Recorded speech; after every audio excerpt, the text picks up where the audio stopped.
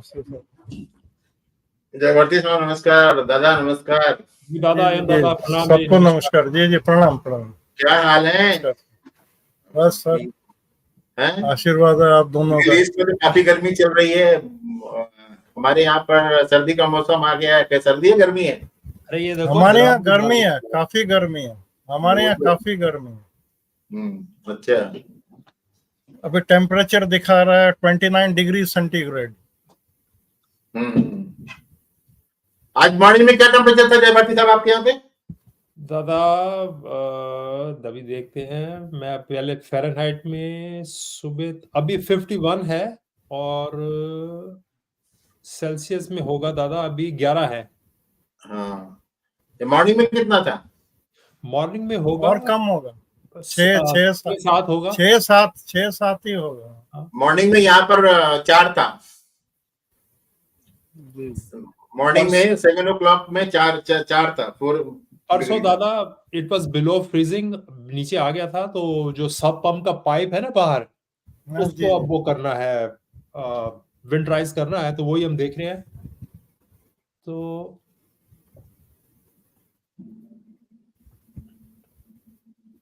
अब ये है 51 है और अब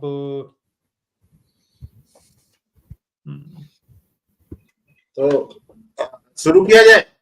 जी सर। आज का स्ट्रीम का टाइटल है Israel Hamas conflict, and then हमने बोला है कि it is a warning for Hindus in India. Hindu मैंने लिखा है, इंडिया नहीं लिखा है, बिकॉज क्या बोला है कि it is a warning for Hindus in India. क्या होता है कि if I say that it is warning for Hindus in India, तो that would be misleading because it is warning for all Hindus all over the world। क्योंकि इन्होंने क्या बोला है कि अमेरिका में इन लोगों ने, पैलेस्टीनियंस ने बोला है कि even Jew living in America or anywhere in the world is also our enemy। और जिस तरीके से इन लोगों ने, मतलब जो बैकग्राउंड है, अभी मैं उसको बैकग्राउंड में थोड़ा सा जाऊंगा, आप लोग भी थोड़ा सा इसमें कंट्रीब्यूट करिएगा।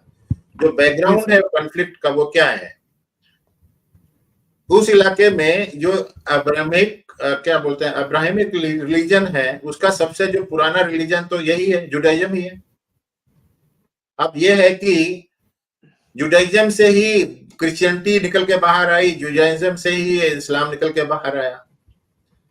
तो जब क्रिश्चियनिटी निकल के बाहर आई और क्रिश्चियनिटी जो है वो यूरोप में फैली, और जहां जहां भी फैली, जिस तरीके से भी फैली वो फैली। तो इनके जो मैसेंजर थे, चाहे वो पैगंबर साहब हो, चाहे वो जीसस क्राइस्ट हो, इनको ऊपर वाला जो है गॉड या जो इनका अल्लाह है, वो एक मैसेज दिया करता था कि तुमको हम इसलिए पैदा कर रहे हैं कि तुम इस रिलीजन को फैलाओगे, इस थॉट को पूरी दुनिया में फैलाओगे। तो उन लोगों ने फैलाया जितना भी है, जहां पर भी अगर वो जो ग्रीक वाले गॉड को मानते थे उनको कन्वर्ट करके ये किया, वो किया, इधर किया, ज्यूज को भी कन्वर्ट किया। एक क्वेश्चन में थोड़ा सा इंटरप्ट कर रहा हूँ सर, सॉरी दोनों सर, आप दोनों को मैं पूछ रहा हूँ, गॉड बोलेंगे तब फैलाऊंगा कि मैं अपना फायदा देखकर फैलाऊंगा, या खुद फायदा देखकर फैलाऊंगा और गॉड पे मतलब थोप दूंगा? they claim that we are messenger of God, claim Allah, they claim ना, who knows that गॉड ने उनको कौन सा टेलीपैथी से बोला था या वायरलेस से बोला था या किससे कैसे बोला था भाई, हमको क्या मालूम। उन्होंने क्लेम कर दिया भाई। सीधी बात तो ये है कि had Christian Jesus Christ been believed that time, he would have not been crucified। उसको क्रूसीफाई भी तो किया था। अब क्रूसीफाई करने के बाद में वो 4 दिन के बाद में जो स्टोरी बनाते हैं क्या भी वो पैदा हो गया, ये हो गया। What I am telling Christianity first in the sense that जो भी वर्ड में क्रिश्चियन है वो क्या बोलता है कि जीसस क्राइस्ट ने वादा किया था कि when all Jews all over the world will settle in Israel, जहां पर जीसस पैदा हुए थे, then Jesus will come again। That is their belief and that's why they support Jews। ये क्रिश्चियनिटी में एक बिलीफ है। दूसरा, अच्छा पॉजिटिव बिलीफ है। अच्छा, इसीलिए पॉजिटिव बिलीफ है। चलो, जो भी हैं यहाँ के जितने भी हैं क्रिश्चियन हैं, क्रिश्चियन चर्च में आप चले जाओ, वहां पर यही है, उनका एक बिलीफ है। जय भारती साहब अपना मैडम से पूछ भी सकते हैं कि ये बिलीफ सही में बोल रहा हूँ कि नहीं बोल रहा हूँ, क्योंकि 2-3 दिन पहले मैंने कहीं पर पढ़ा था, उसमें ये लिखा हुआ है कि Christian support Jews only because they believe that when all Jews all over the world will go back to their homeland, only then Jesus Christ will come again. ये उनके दिमाग में है। अच्छा, जब ये ठीक है, ये क्रिश्चियनिटी का हो गया। अब ये हुआ कि इस पागल ने ये जो 600 एडी में जो बैठा हुआ था, इसने जाकर के जो भी किया हो, लेकिन इनकी प्रॉब्लम ये है कि जो भी काम होता था, इनको ये लगता था कि सारा का सारा काम जो है जेरूसलम से ही हो रहा है। Jerusalem is considered to be religious और most pious place for Judaism. Jerusalem is considered as the most pious place for Christianity. और ये आदमी भी अपने वो गधे में घोड़े में चढ़ करके जो ऊपर अल्लाह से मिलने गया था, वो भी वहीं से गया था, अलक्सा मस्जिद से बोलते गया था और वहीं से वापस आया। हाँ, जी जी, नहीं बात सही है जी, करेक्ट। और पहले तो इन लोग प्रे भी, नमाज भी पढ़ते थे जेरूसलम के तरफ मुंह करके। बाद में ये जब बाद में ये मक्का बना, तब जा करके ये लोग वहाँ जो है नौटंकी सारा जो किया, जो सो किया। देखो एम दादा, पीछे मैं एक वीडियो देख रहा था, वो एक आज तक का या पता नहीं कौन सा, उसकी वो आदमी है, दाढ़ी होती है उसकी, बड़ी हिंदू है, आवाज बड़ी उसकी थोड़ी सी अजीब सी है। उसने एक सवाल पूछा इन मुस्लिम से, छोटा सा वीडियो था। वो मुस्लिम कह रहा था कि भाई वो मस्जिद बनानी थी, तो उसने कहा बाबर जब आया था यहाँ पर इतनी ज्यादा लैंड थी, पॉपुलेशन तो थी नहीं, वो 100 एकड़ में यूपी में कहीं भी खाली जगह पर मस्जिद बना लेता। उसको राम मंदिर ही क्यों मिला? या तो ना जगह नहीं थी। अब उसके पास जवाब नहीं उसका। लॉजिक तो वही है ना। तो मैं क्या कह रहा हूं, तो मोहम्मद साहब को वही जगह मिली जो यहूदियों और क्रिश्चियन की है, किसी और चट्टान से अपने गधे या खोते को जो भी था मिलने, वहीं से क्यों? तो ये एक कॉमन टेम्पलेट है। ये स्पेन में गए, जो जो चर्चेस थी वहीं पर, भाई 12वीं 13वीं सदी में भी जो कहते हैं हमने 700 साल स्पेन पे किया, बिफोर क्रूसेड स्टार्टेड 1300 में, तो उससे आप पीछे चले जाओ तो इमीडिएटली समझ लो 7वीं 8वीं सदी से जब आप स्पेन में भी आए, इतनी ज्यादा लैंड थी, आपको उन्हीं की चर्चेस क्यों मिली तोड़ने के लिए? बगल में बना लेते, इतनी खाली लैंड है। तो ये कॉमन टेम्पलेट है, जहां जाओ किसी और का मंदिर देखो रिलीजियस, उसको तोड़ के अपना उसके ऊपर बना दो और फिर कहो जी कि हमारे भी पैगंबर यहीं से गए थे। अब सारा वो है, ये कॉमन टेम्पलेट है जी। That is also with intention, with malified intention. मैं malified जानबूझ के बोल रहा हूँ, malified intention to prove that our religion is better than yours. Stronger and better, stronger also. If Muhammad Sahab from Jerusalem can go on Burak to meet one-to-one with Allah, तो हमारा religion ज्यादा अच्छा है ना, तभी तो वहां पे गया हुआ। सही बात तो ये है कि तुम पैदा हुए मदीना में, गए मक्का, और मक्का से ऑल द वे तुमको जेरूसलम जाना पड़ा उस तरह को। दैट मींस कि नहीं सर, उस समय मक्का नहीं बना था सर, मतलब था, लेकिन मतलब शुरू तो वहीं से। आप सही बोल रहे हो, वो अली सिन्हा की किताब में भी वो चीज है। पहले जेरूसलम में टारगेट किए थे, बाद में बोले नहीं नहीं, वहां से मुंह घुमा लो, इस तरफ करो। मुझे तो ये लगता है कि आज की डेट में जो मैं वहां की ज्योग्राफी देखता हूँ, उससे ये है कि सीरिया, लेबनान एंड आज की डेट में जो प्रेजेंट डे इजराइल है, दैट वाज फर्टाइल एरिया। मतलब वहां पर थोड़ा पानी वानी ज्यादा था, इसलिए ये वहां पे कंसंट्रेट कर रहे थे। जी जी। मतलब पहली बात तो ये जो खलीफा था वो तो वहीं पर था ना, सीरिया में था ना।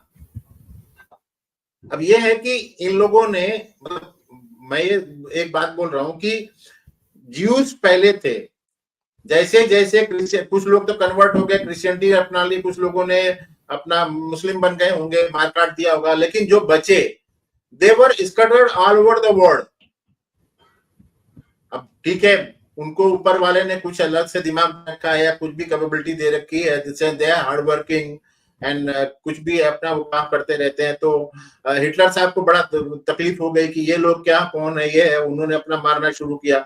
सो मच सो दैट कि मेरे ख्याल में वर्ल्ड वॉर 1 के आसपास में देयर वाज, जब ये ओटोमन एम्पायर था वहां पर, और टर्की में थी ना, मतलब देखिए ये टर्की नाम भी जो है ना, उसमें वहाँ कोई तुर्क नहीं है, ये भी आप थोड़ा सा जयभारती साहब जानते होंगे, वहाँ कोई तुर्क नहीं है, लेकिन तुर्क तो मतलब तुर्कमेनिस्तान या वो सेंट्रल एशिया वाले हैं, वहाँ कोई एक्चुअली टर्किश कोई नहीं है, वहाँ भी यही लोग सब हैं, लेकिन उस समय एम्पायर वहीं बना था ना। जैसे अगर दादा मैं एक बात और ऐड कर दूं, जी जी जी, जैसे तुर्किस्तान का आपने कहा तुर्की कोई नहीं है। 4-5 महीने पहले जब मैं ये डॉक्टर एरन के चैनल पे भी आता था, शायद बीबी दादा आपने भी सुना होगा, उन्होंने हिस्ट्री बताई थी कि जो एक्चुअल पैलेस्टीनियन थे वो तो क्राइस्ट से पहले ही 300-400 साल पहले सारे कोई मर गया, कोई इधर हो गया। अब जो ये कहते हैं कि एज पर डॉक्टर एरन, ठीक है, अब ये जो पैलेस्टीनियन कहते हैं they are actually not actual Palestinian, ये अरब्स, अरब्स जिनको उन्होंने कहा पैलेस्टीनियन तो खत्म हो गए थे बहुत पहले। I agree with you, sir. They are all Arabs. There's no particular species or breed of people called Palestinians. It's an artificial creation, just like Turkey. तो इसका मतलब एक दादा एक चीज और, अगर पहले क्राइस्ट से पहले अगर पैलेस्टीनियन थे, ठीक है, तो क्या उनकी कोई लैंग्वेज थी? अगर लैंग्वेज थी तो आज के पैलेस्टीनियन वो लैंग्वेज क्यों नहीं बोलते? वो अरब क्यों बोलते हैं? तो अरबी भाषा ही बोलते हैं। एकदम आपका तो logic add 1 and 1 gives you the result too. Absolutely. बस ठीक है दादा, ओवर टू यू। तो मेरा कहना ये है कि ओटोमन एम्पायर जो है वो वर्ल्ड वॉर के आसपास में जो है खत्म हो गई थी। तो the control of Ottoman Empire on Syria and Lebanon and Israel and whatever it is, that was it was controlled by British. तो ब्रिटिश के टाइम में तो कभी किसी बंदे ने, ये पैलेस्टीनियन ने वहां पे हमास जैसे ग्रुप तो पैदा नहीं हुआ कि जाकर के वहां पर ब्रिटिश को बोले कि तुमको बम से उड़ा देंगे, गोली से उड़ा देंगे, भागो यहाँ से। बिल्कुल नहीं। Now, the problem with these Gora in the sense French and British, जहां पर भी ये गए हैं ना, और जहां पर भी इन्होंने कॉलोनी बनाई है, वहां पर जब निकले हैं तो सत्यानाश करके रख दिया। हाँ, डिवाइड करके निकले हैं, लड़ा कर। हाँ, तो जब ये लोग 1947 में वहां से भाग रहे थे, इनको डिसाइड हुआ कि भाई ठीक है चलो, इनको भी ज्यूस लोगों को भी अमेरिका ने भी प्रेशर मारा था कि इनको भी उनका जगह दे दो यहाँ पे। एंड व्हेन इन 1948 में, आई थिंक मई में हुआ था 1948 में, जब वहां पर इजराइल बनाया तो काफी बड़ा इनको एरिया दिया था, इतना बड़ा एरिया दिया था which was called as Israel. अब वो इजराइल जब दिया था तो तभी से इन मुसलमानों को तकलीफ हो गई कि तो हमारा एरिया था।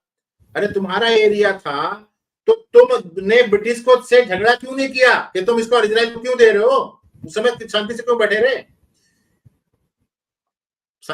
वहां पर इनको, क्योंकि उस समय इनके पास में इतनी फायर पावर नहीं थी, इनके पास ना तो तेल था, घोड़े गधे पर ये और ऊंटों पर तो झगड़ा करते थे। तो उस समय तो ब्रिटिश के पास में तो काफी मतलब मॉडर्न आर्म्स रहे होंगे and they were dependent on this and that. अब ये हुआ कि 1948 में जब वो बन गया, अब मैं यहाँ पर कंपेयर कर रहा हूँ इंडिया से। जब हमारा इंडिया को इन लोगों ने छोड़ा, ब्रिटिश लोगों ने, जब ब्रिटिश लोग थे, अब ब्रिटिश से पहले यहाँ पर जो था, उस समय हमारे पास में बर्मा भी था, हमारे पास नेपाल भी था, रणजीत सिंह ने तो अफगानिस्तान के ऊपर भी कब्जा करके रखा था। ये बेवकूफ जब गए यहां से तो इन्होंने हमारे टुकड़े कर दिए। मतलब हम इतना बड़ा जो हमारा बृहद भारत था उसका इतना सा छोटा सा कर दिया, और जाते जाते इन्होंने क्या किया, हमारी दोनों बाहें काट दी। Same thing with Israel. जब जिमी कार्टर 1976 में वहां का प्रेसिडेंट बना था, उसने यासर अराफात और मंचम अनवर सदात से कुछ मुलाकात 67 जब वार हुआ गोल्डा मायर के टाइम, जब गोल्डा मायर के टाइम में जब इन्होंने 5 देशों ने उनके ऊपर अटैक किया, इजराइल के ऊपर, गोल्डा मायर ने 6 दिन में इनको हरा दिया। इजिप्ट को हराया, सीरिया को हराया, जॉर्डन को हराया, लेबनान को हराया, बोला तुम्हारी तो ऐसी तैसी शांति से बैठो एक तरफ को, और कब्जा भी कर लिया।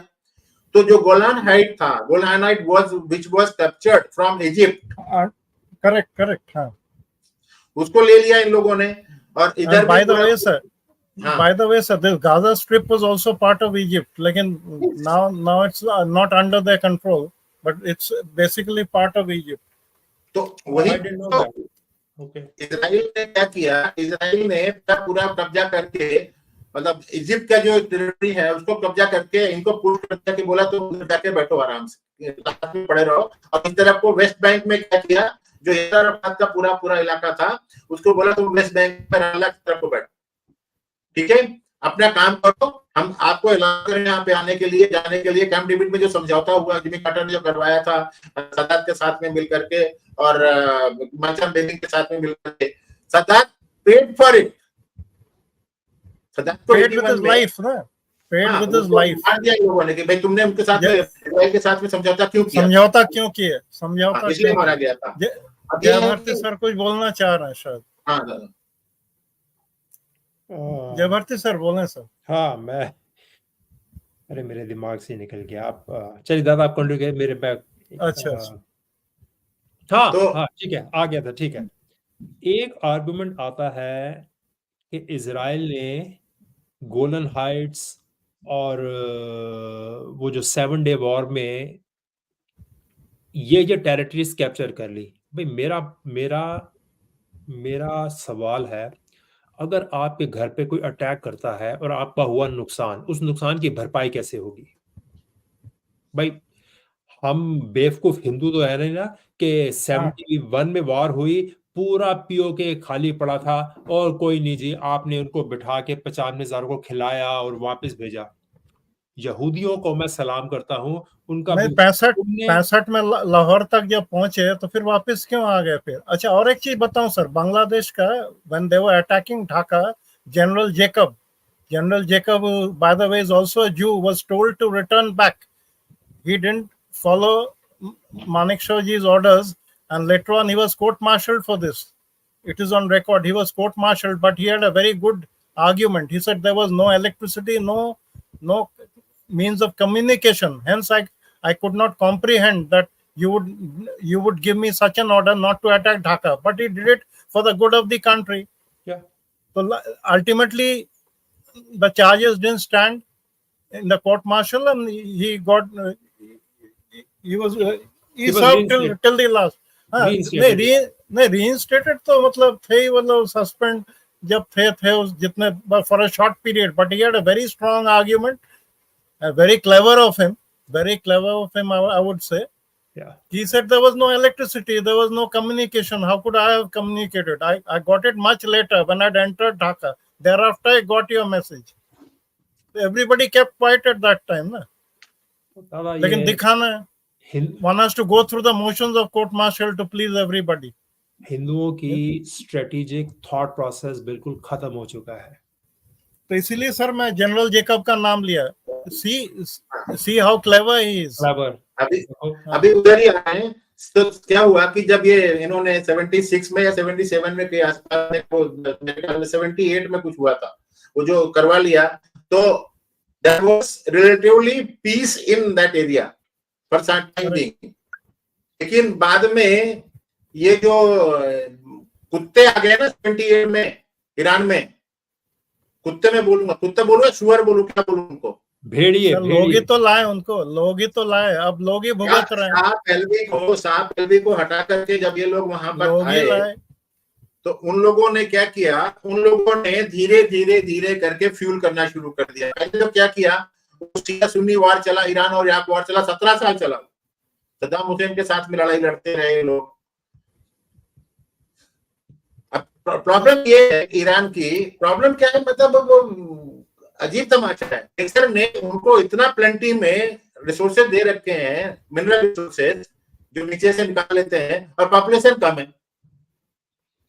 तो उनके पास में लोग अब समझ रहे हैं कि हम लोग कहाँ फंसे हैं. They don't want to be under this present Khomeini, but they can't do anything, क्योंकि दबा कर there were protests in Tehran and all.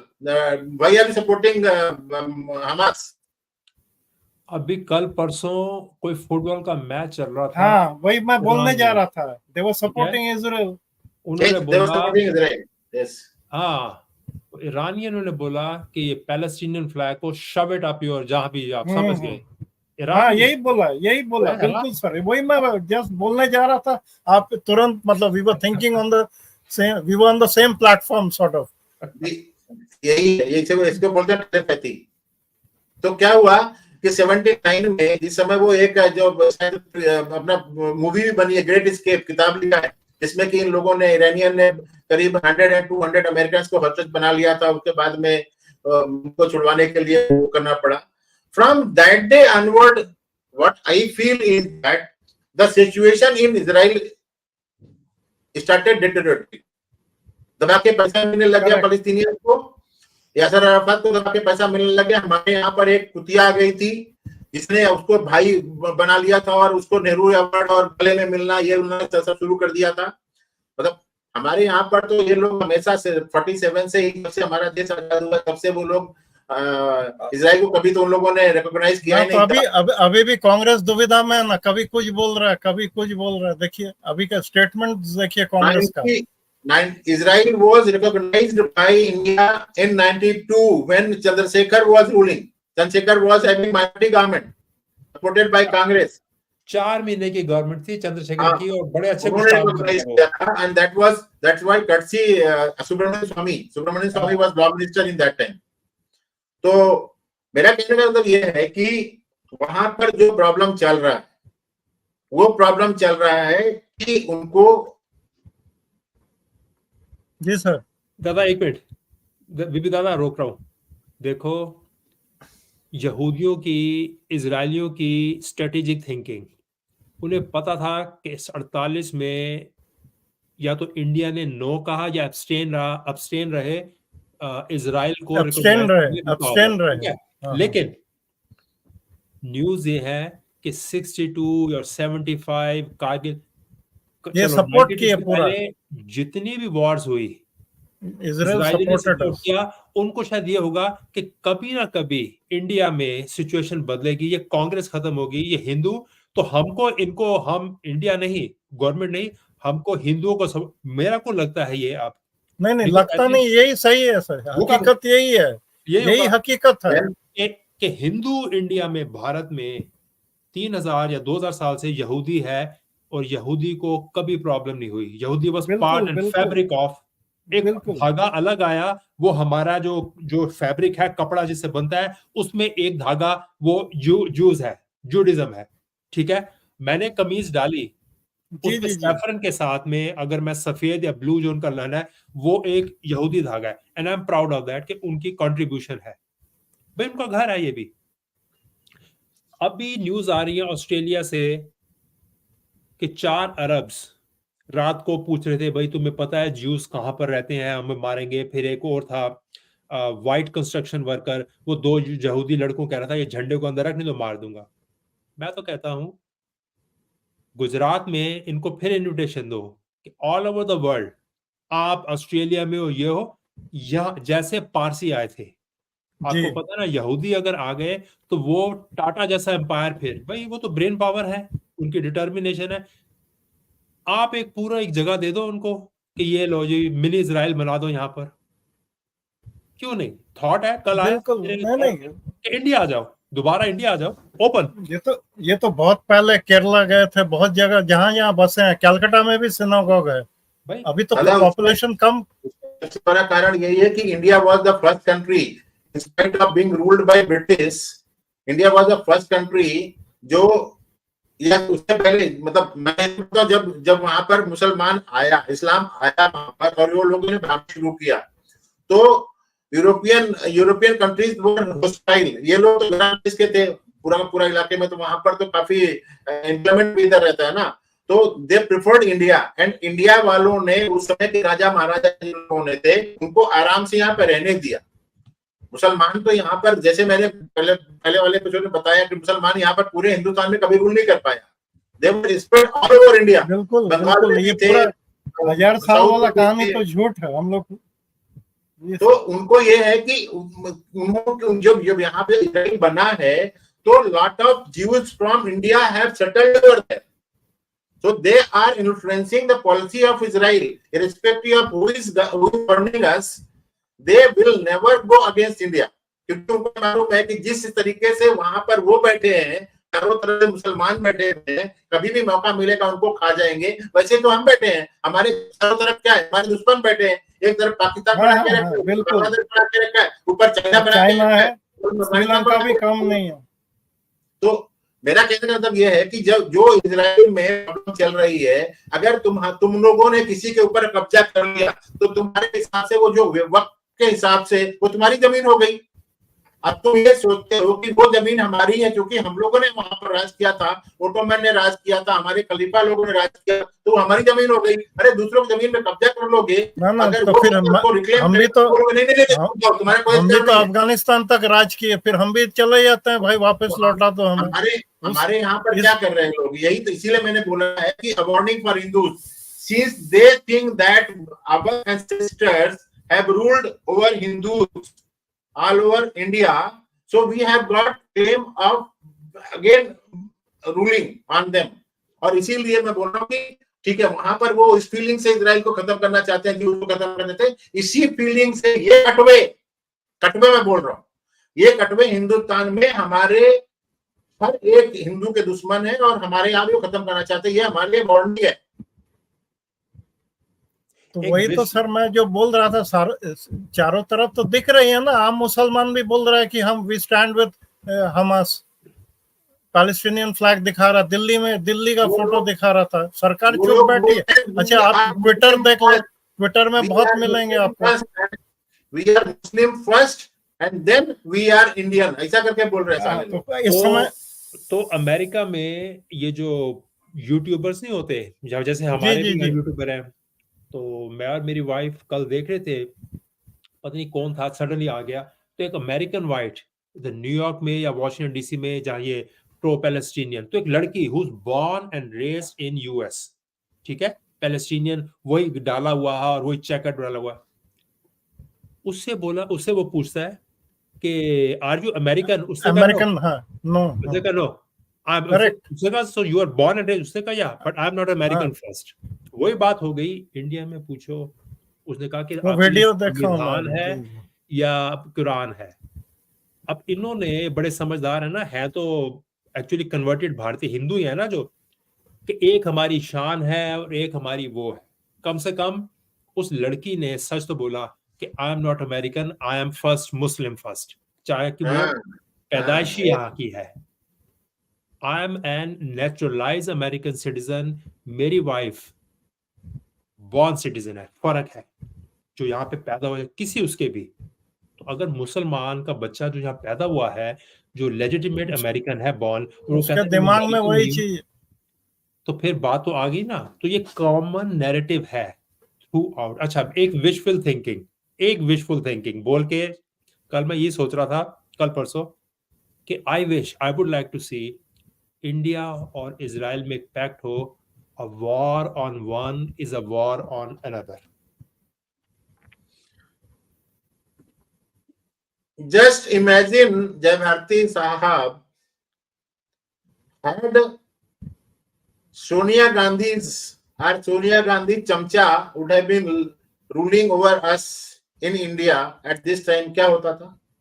अरे बड़ा बुरा हाल हो जाता। मनमोहन सिंह के बाद अगर मोदी साहब नहीं आते और ये चलता। मैं आपको एक अभी मतलब पब्लिक के लिए, व्यूअर्स के लिए एक आर्टिकल शेयर करता हूं, थोड़ा सा देखिए इसको, बहुत इंफॉर्मेटिव आर्टिकल है। और इसके बाद में फिर हम लोग थोड़ा सा, मनमोहन सिंह की बात हुई है तो मनमोहन सिंह के बारे में भी पढ़ेंगे और बताएंगे कि मनमोहन सिंह ने हमारे का कितना सत्यानाश किया है। जी दादा प्लीज बियर विद मी, इसको थोड़ा सा देखें, बहुत इंफॉर्मेटिव आर्टिकल है। आप इसका बैकग्राउंड छोड़ दिया, अभी ये जो है ना, ये तो हम सबको जानते हैं कि क्या हुआ क्या नहीं हुआ। ये देखिए Hmm. यहाँ से है ना, in early October In 2000 early October 2023, war broke out between Israel and Hamas, the militant Islamic group that has controlled Gaza since 2006. Hamas fighters fired rockets into Israel and stormed southern Israeli cities and towns across the border of Gaza Strip, killing and injuring hundreds of soldiers and civilians and taking dozens of hostages. The attack took Israel by surprise, though the state quickly mounted a deadly retaliatory operation. One day after the October 7th attack, the Israeli cabinet formally declared war against Hamas, followed by a directive from the defense minister to the Israeli Defense Forces to carry out a complete siege of Gaza. दादा एक minute. Now Israel has declared war against Hamas, not Palestinians. So why these Palestinians all over the world are crying? Because they're supporting Hamas is their arm, their terrorist arm. आगे पढ़िए दादा. The background. The Israeli-Palestinian conflict dates back to the end of the 19th century. In 1947, the United Nations adopted Resolution 181, known as the Partition Plan, which sought to divide the British Mandate of Palestine into Arab and Jewish states. On 14th of May 1948, the State of Israel was created, sparking the first Arab-Israeli war. The war ended in 1949 with Israel's victory, but 750,000 Palestinians were displaced, and the territory was divided into three parts: the State of Israel, the West Bank of the Jordan River, and the Gaza Strip. Over the following... Now, on May 14, 1948, the State of Israel was created, which culminated into Arab-Israel war. And तो लड़ाई तो तुमने लड़ी ना. The war ended in 1949 and 750,000 Palestinians were displaced. तो तुम तो हारे ना वो जमीन को हार कर तुम चले गए, तो जिसने जीती जमीन उसकी हो गई ना बेवकूफो. बिल्कुल. अब उनको इंडिया को देखकर ये लगता है, जो मैं बता रहा था ना, 65 में लाहौर तक हम लोग गए, वापस चले आए. 71 में मौका मिला. अच्छा, ये जितने 90,000 के ऊपर जो हम लोग प्रिजनर्स लिए थे, उनको हम लोग क्यों नहीं वॉर क्राइम्स के लिए ट्राई किए इंडिया में? दादा मैं आपको फिर बोलता हूँ कि यहाँ पर वो तो बेवकूफ है ना, जिसको कि हम लोग अपने आप को बहुत अच्छा प्राइम मिनिस्टर मानते हैं. He was चमचा of Jawaharlal Nehru. He was under the influence of Soviet. Had he not agreed in Tashkent, had he not agreed, जो वहां पर तमाशा हो रहा था, तो क्या लाहौर से हमारे फौजी वापस आते थे क्या? बिल्कुल बिल्कुल. इसीलिए तो मारा गया उनको. तो इजराइल ने हमेशा, रसिया ने हमारे को ठीक है हेल्प किया है, लेकिन जब मौका मिला तो हमारे डंडा भी किया. आर्म ट्विस्टिंग भी किया. प्रेम जी नमस्कार. आवाज कैसी है आपकी? नमस्कार प्रेम जी. नमस्कार दादा. नमस्कार. अरे वाह, ठीक है, क्लियर आवाज है. नमस्कार. आज ठीक है. नमस्कार. आप लोगों के चक्कर में मैंने पैसे खर्च कर दिए. क्या हुआ? क्या हेडफोन ले लिए? नया लेना पड़ा. यानी आप कह रहे हैं आप गलत लोगों की संगत में हैं प्रेम जी. खर्चा करवाते हैं आपका. नहीं, चस्का लग गया. जैसे चाय का होता है ना स्ट्रीम का, आप लोगों के साथ बात करने का ये चस्का है. अरे प्रेम जी, चस्के की अच्छा बात लगता तो ये है, दोनों तरफ अच्छा है. लगता है. आप जैसे इंटेलेक्चुअल से बात करते हैं, अच्छा कुछ सीखने को. सर आप भी इंटेलेक्चुअल हो ऐसा? मैं तो वीबी दादा को ये कह रहा था, सुन रहा था मैं. हमारे तो यहाँ पता चला, हमें तो यहाँ हिंदुस्तान में, लखनऊ में, सारे यूपी में और दिल्ली में, हमारे तो यहाँ हर शहर में गाजा पट्टी बनी पड़ी है. बिल्कुल चारों तरफ है. मैं गाजा पट्टी में हूँ. वो अब क्या आप बोलते मुझे हैं? ये बताइएगा, दिल्ली में आज हजारों की संख्या में, मैं अभी टीवी देख रहा हूँ, हजारों की संख्या में लोग फिलिस्तीन के वो टी शर्ट डाल के और झंडे लेके सड़कों पे आए हैं, सेफ फिलिस्तीन. हाँ वही मैं बोल रहा था. आप तो बिल्कुल सही देखे. और जगह भी हुई है ये चीज. कल तक 250 अलीगढ़ यूनिवर्सिटी, मुस्लिम यूनिवर्सिटी में, और 2-4 और जामा यूनिवर्सिटी किसमें है, 256 FIR दर्ज हुई है. सेडिशन चार्ज लगाए हैं मोदी जी ने, योगी ने.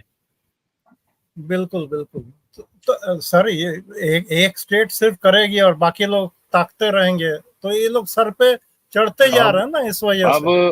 अब अगर मुझे सोचने की बात ये है भाई, फिलिस्तीन में कितनी पॉपुलेशन है दादा वहां पे? 20 लाख गाजा में। हाँ, गाजा में 20 नहीं, है। टोटली फिलिस्तीन में टोटल 20 उधर है, वेस्ट बैंक में 20 ही होंगे, 40-50 लाख है टोटल ये। तो हमारे यहाँ तो ये गाजा पट्टी वाले 30 करोड़ है भाई। बिल्कुल। अभी हम लोग बैक स्ट्रीम में प्रेम जी बात कर रहे थे जय भारती साहब से कि ये गधे लोग करीब अपने आप को 20 करोड़ बोलते हैं, लेकिन 30 करोड़ हैं। ये लोग क्या बोलते हैं, जब वहां पर 20 लाख 90 लाख ज्यूज की डंडा कर सकता है, तो हम तो यहाँ पर 30 करोड़ हैं। मैं 30 crore and counting, 30 crore and counting, क्योंकि घुसते जा रहे हैं अभी।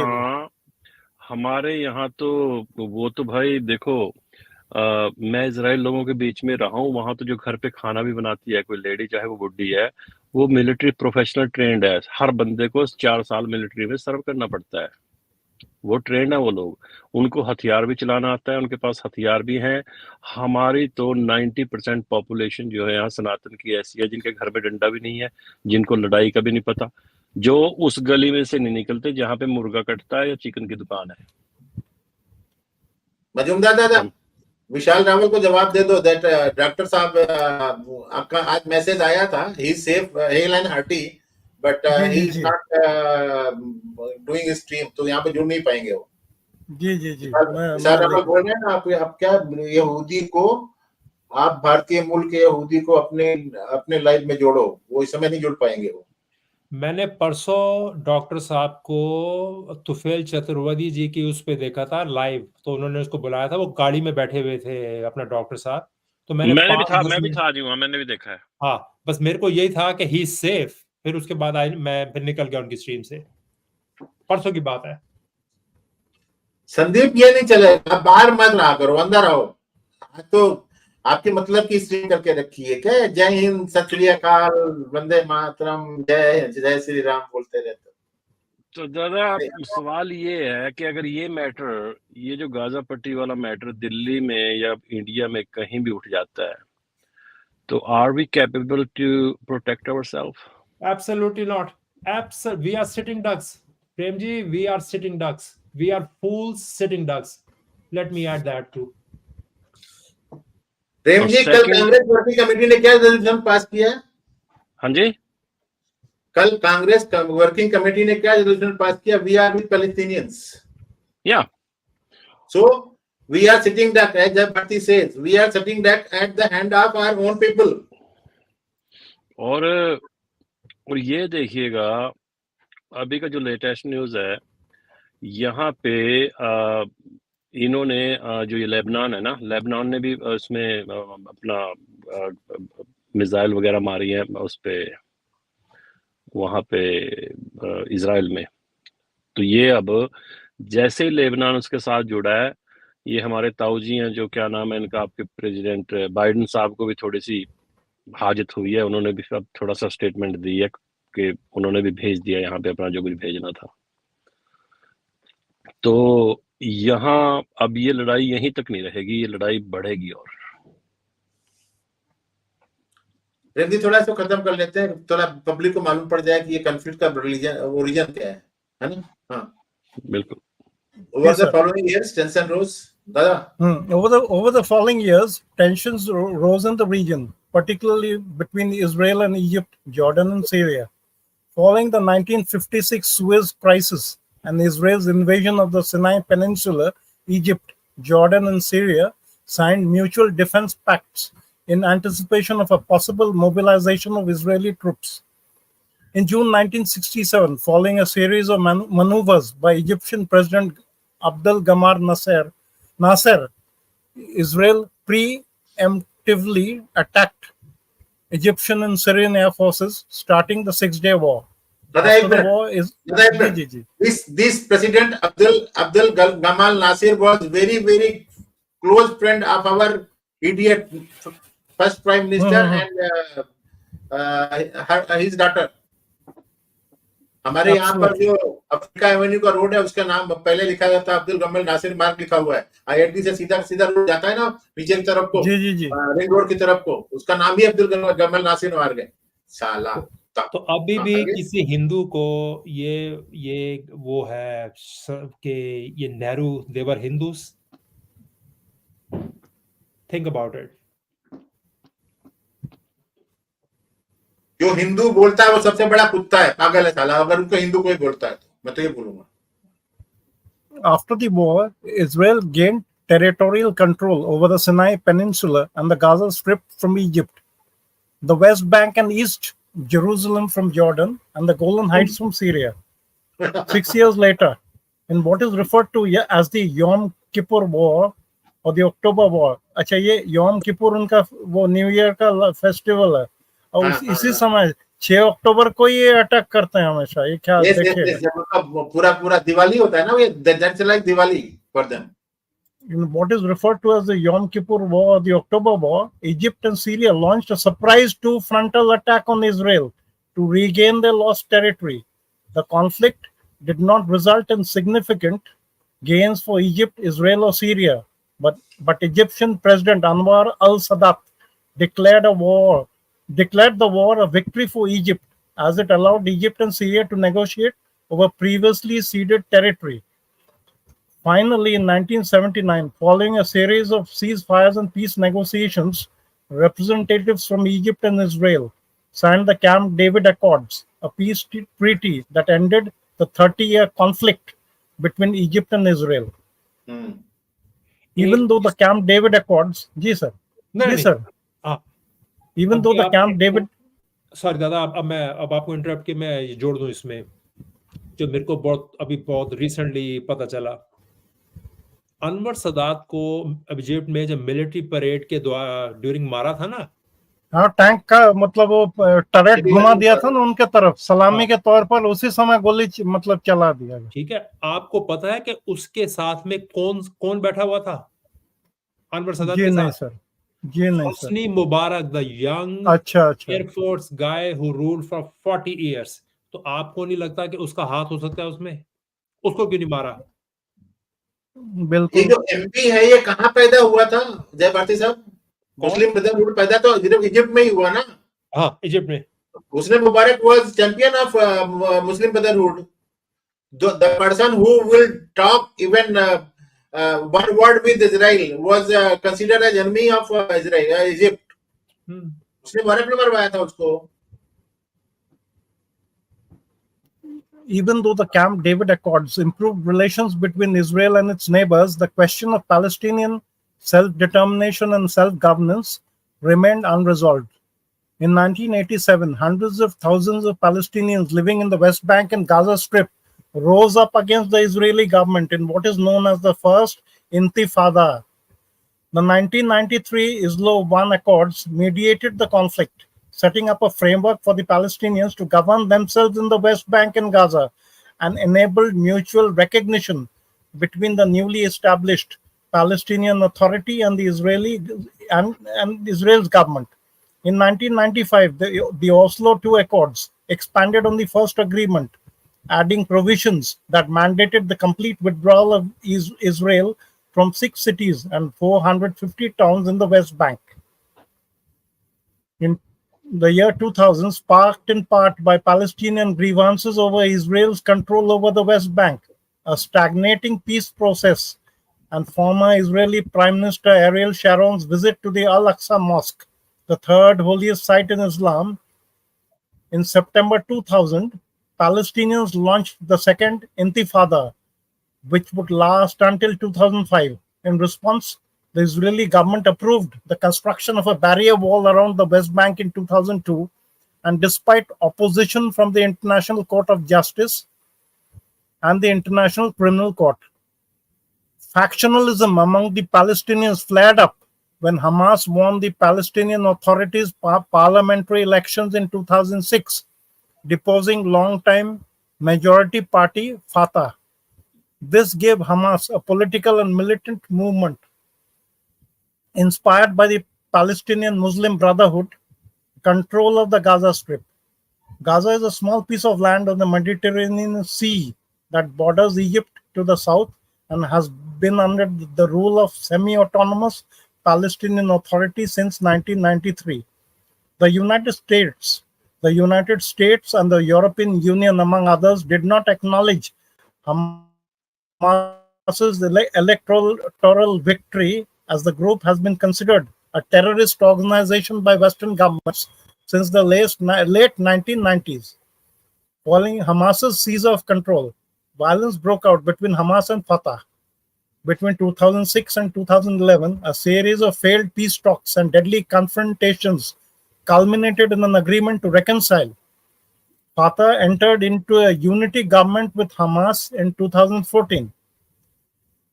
In the summer of 2014, clashes in the Palestinian territories precipitated a military confrontation between the Israeli military and the Hamas, in which the Hamas fired nearly 3,000 rockets at Israel, and Israel retaliated with a major offensive in Gaza. The skirmish ended in late August 2014 with a ceasefire deal brokered by Egypt, but only after 73 Israelis and 2,251 Palestinians were killed. After a wave of violence between Israelis and Palestinians in 2015, Palestinian President Mahmoud Abbas of Fatah announced that Palestinians would no longer be bound by the territorial divisions created by the Oslo Accords. In March and May of 2018, Palestinians in the Gaza Strip conducted weekly demonstrations at the border between the Gaza Strip and Israel. The final protest coincided with the 70th anniversary of the Nakba, the Palestinian exodus that accompanied Israeli independence. While most of the protesters were peaceful, some stormed the perimeter fence and threw rocks and other objects. According to the United Nations, 183 demonstrators were killed and more than 6,000 were wounded by live ammunition.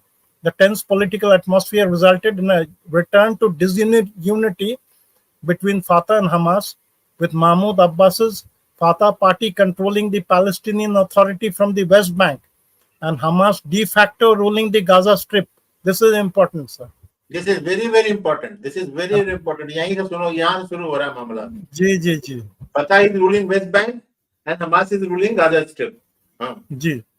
This remained largely true throughout the late 2010s and early 2020s, despite Abbas's efforts to bring the Palestinian people together under the Palestinian Authority.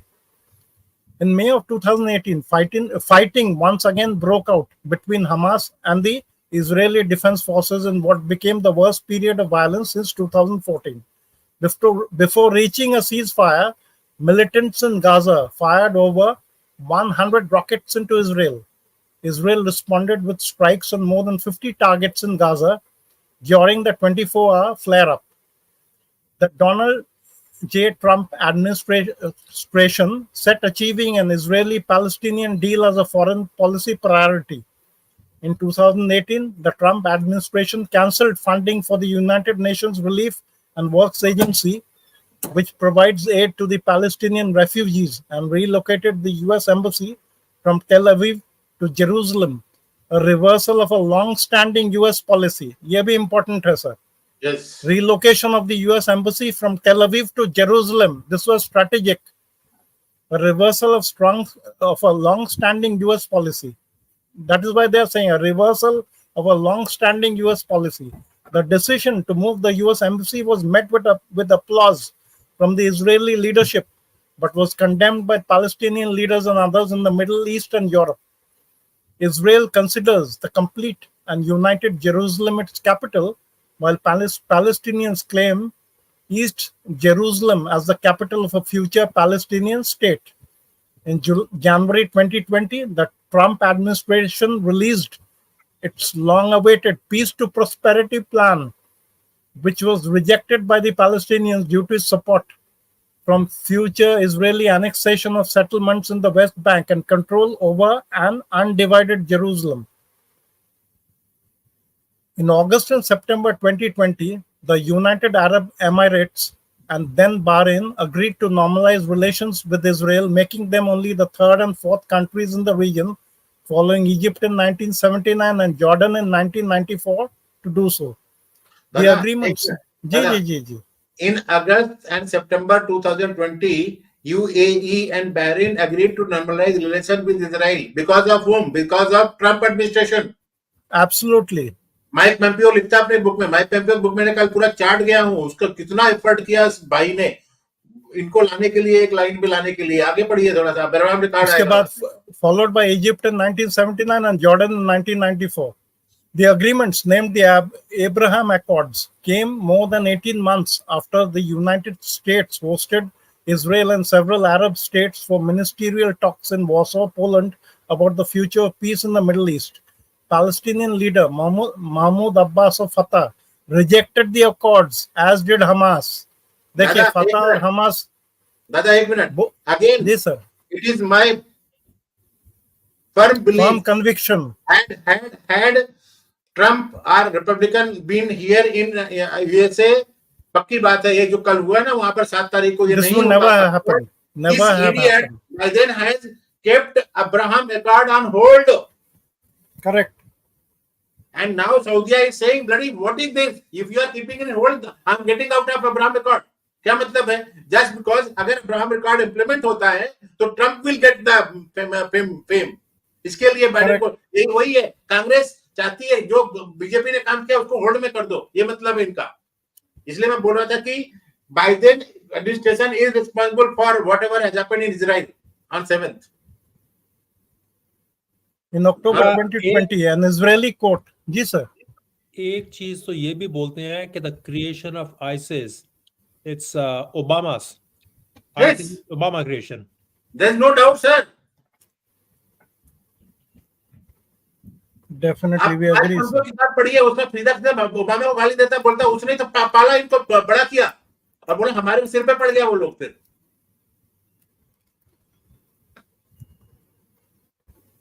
in October 2020, an Israeli court ruled that several Palestinian families living in Sheikh Jarrah, a neighborhood in East Jerusalem, were to be evicted by May 2021 with the land handed over to Jewish families.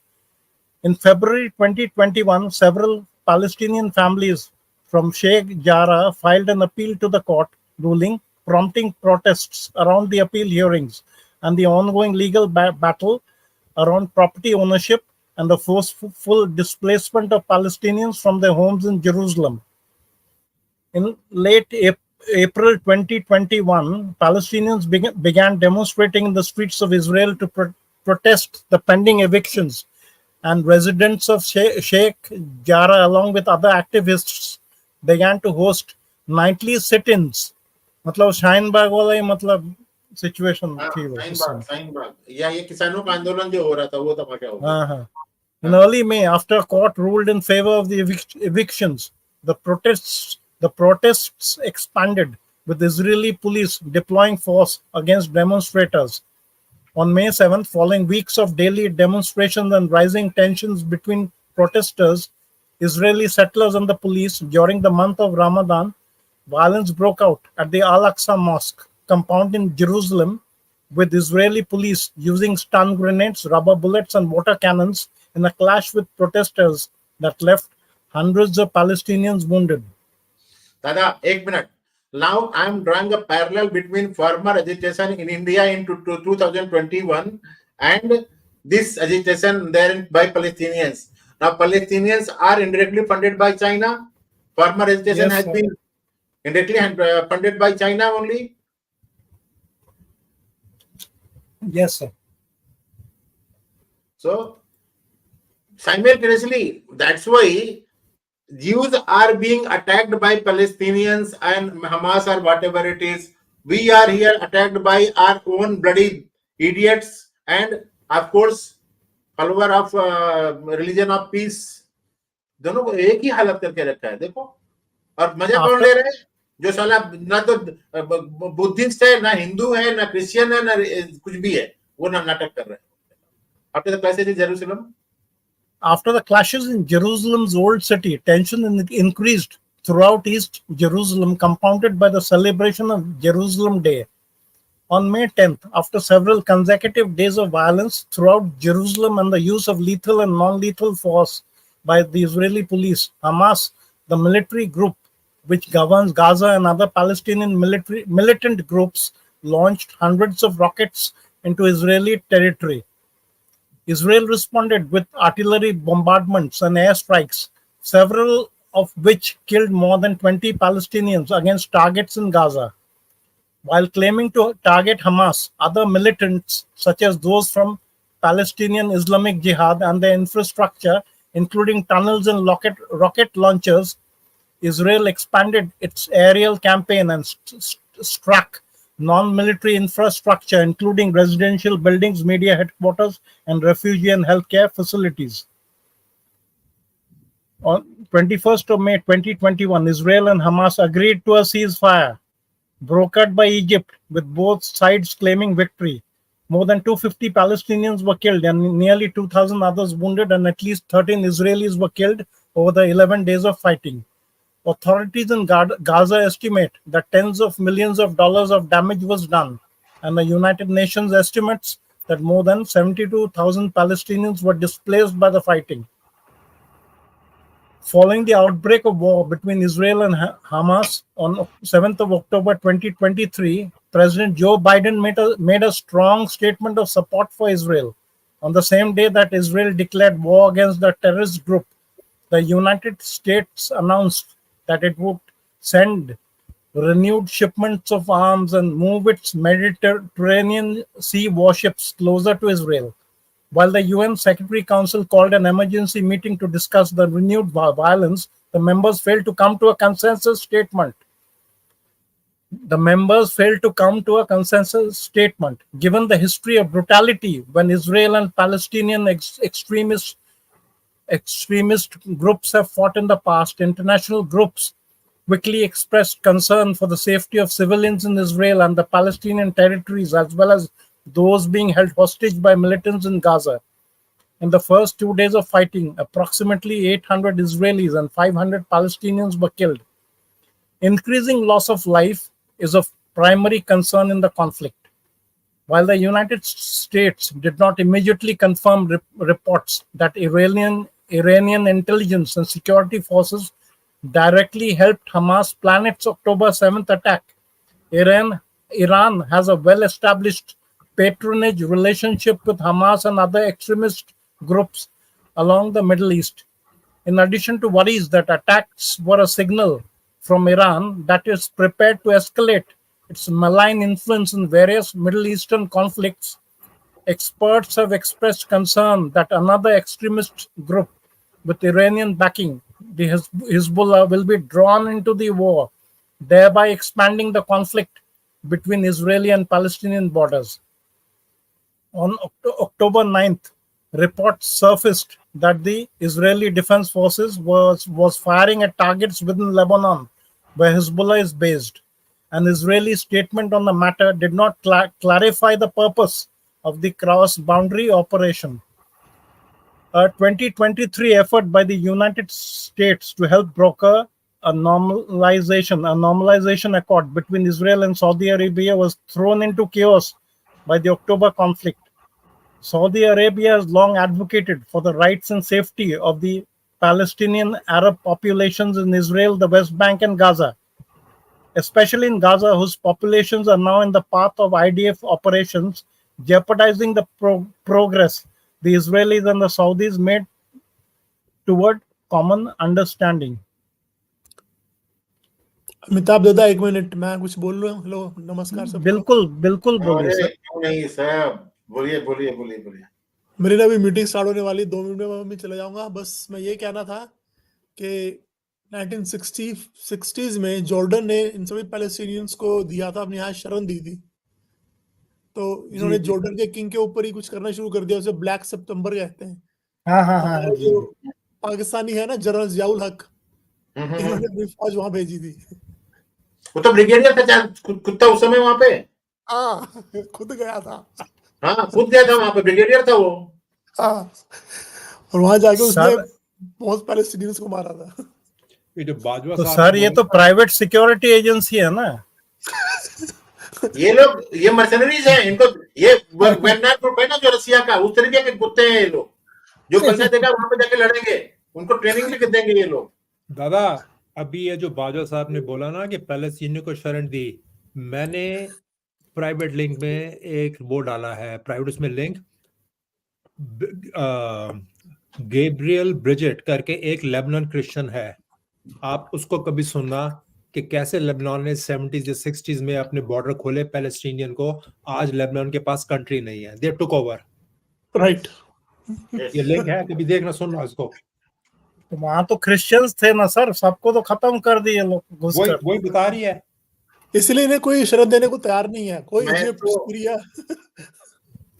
Europe का मैं तो हाल एक देखिए बात sir. जानता हूं, अगर 79 में ये मुल्ले नहीं आते थे ना ईरान में, तो ये पूरा पूरा जो मिडिल ईस्ट है वो शांत रहता था। क्योंकि क्या हो रहा है, ये जितने भी पैलेस्टीनियन है ये सफी है, सफी, हाँ ये जी, वहाबी नहीं है। राइट, सऊदिया वाले वहाबी है, that's why they are not supporting, but Safis are more close to Shias. I don't know why.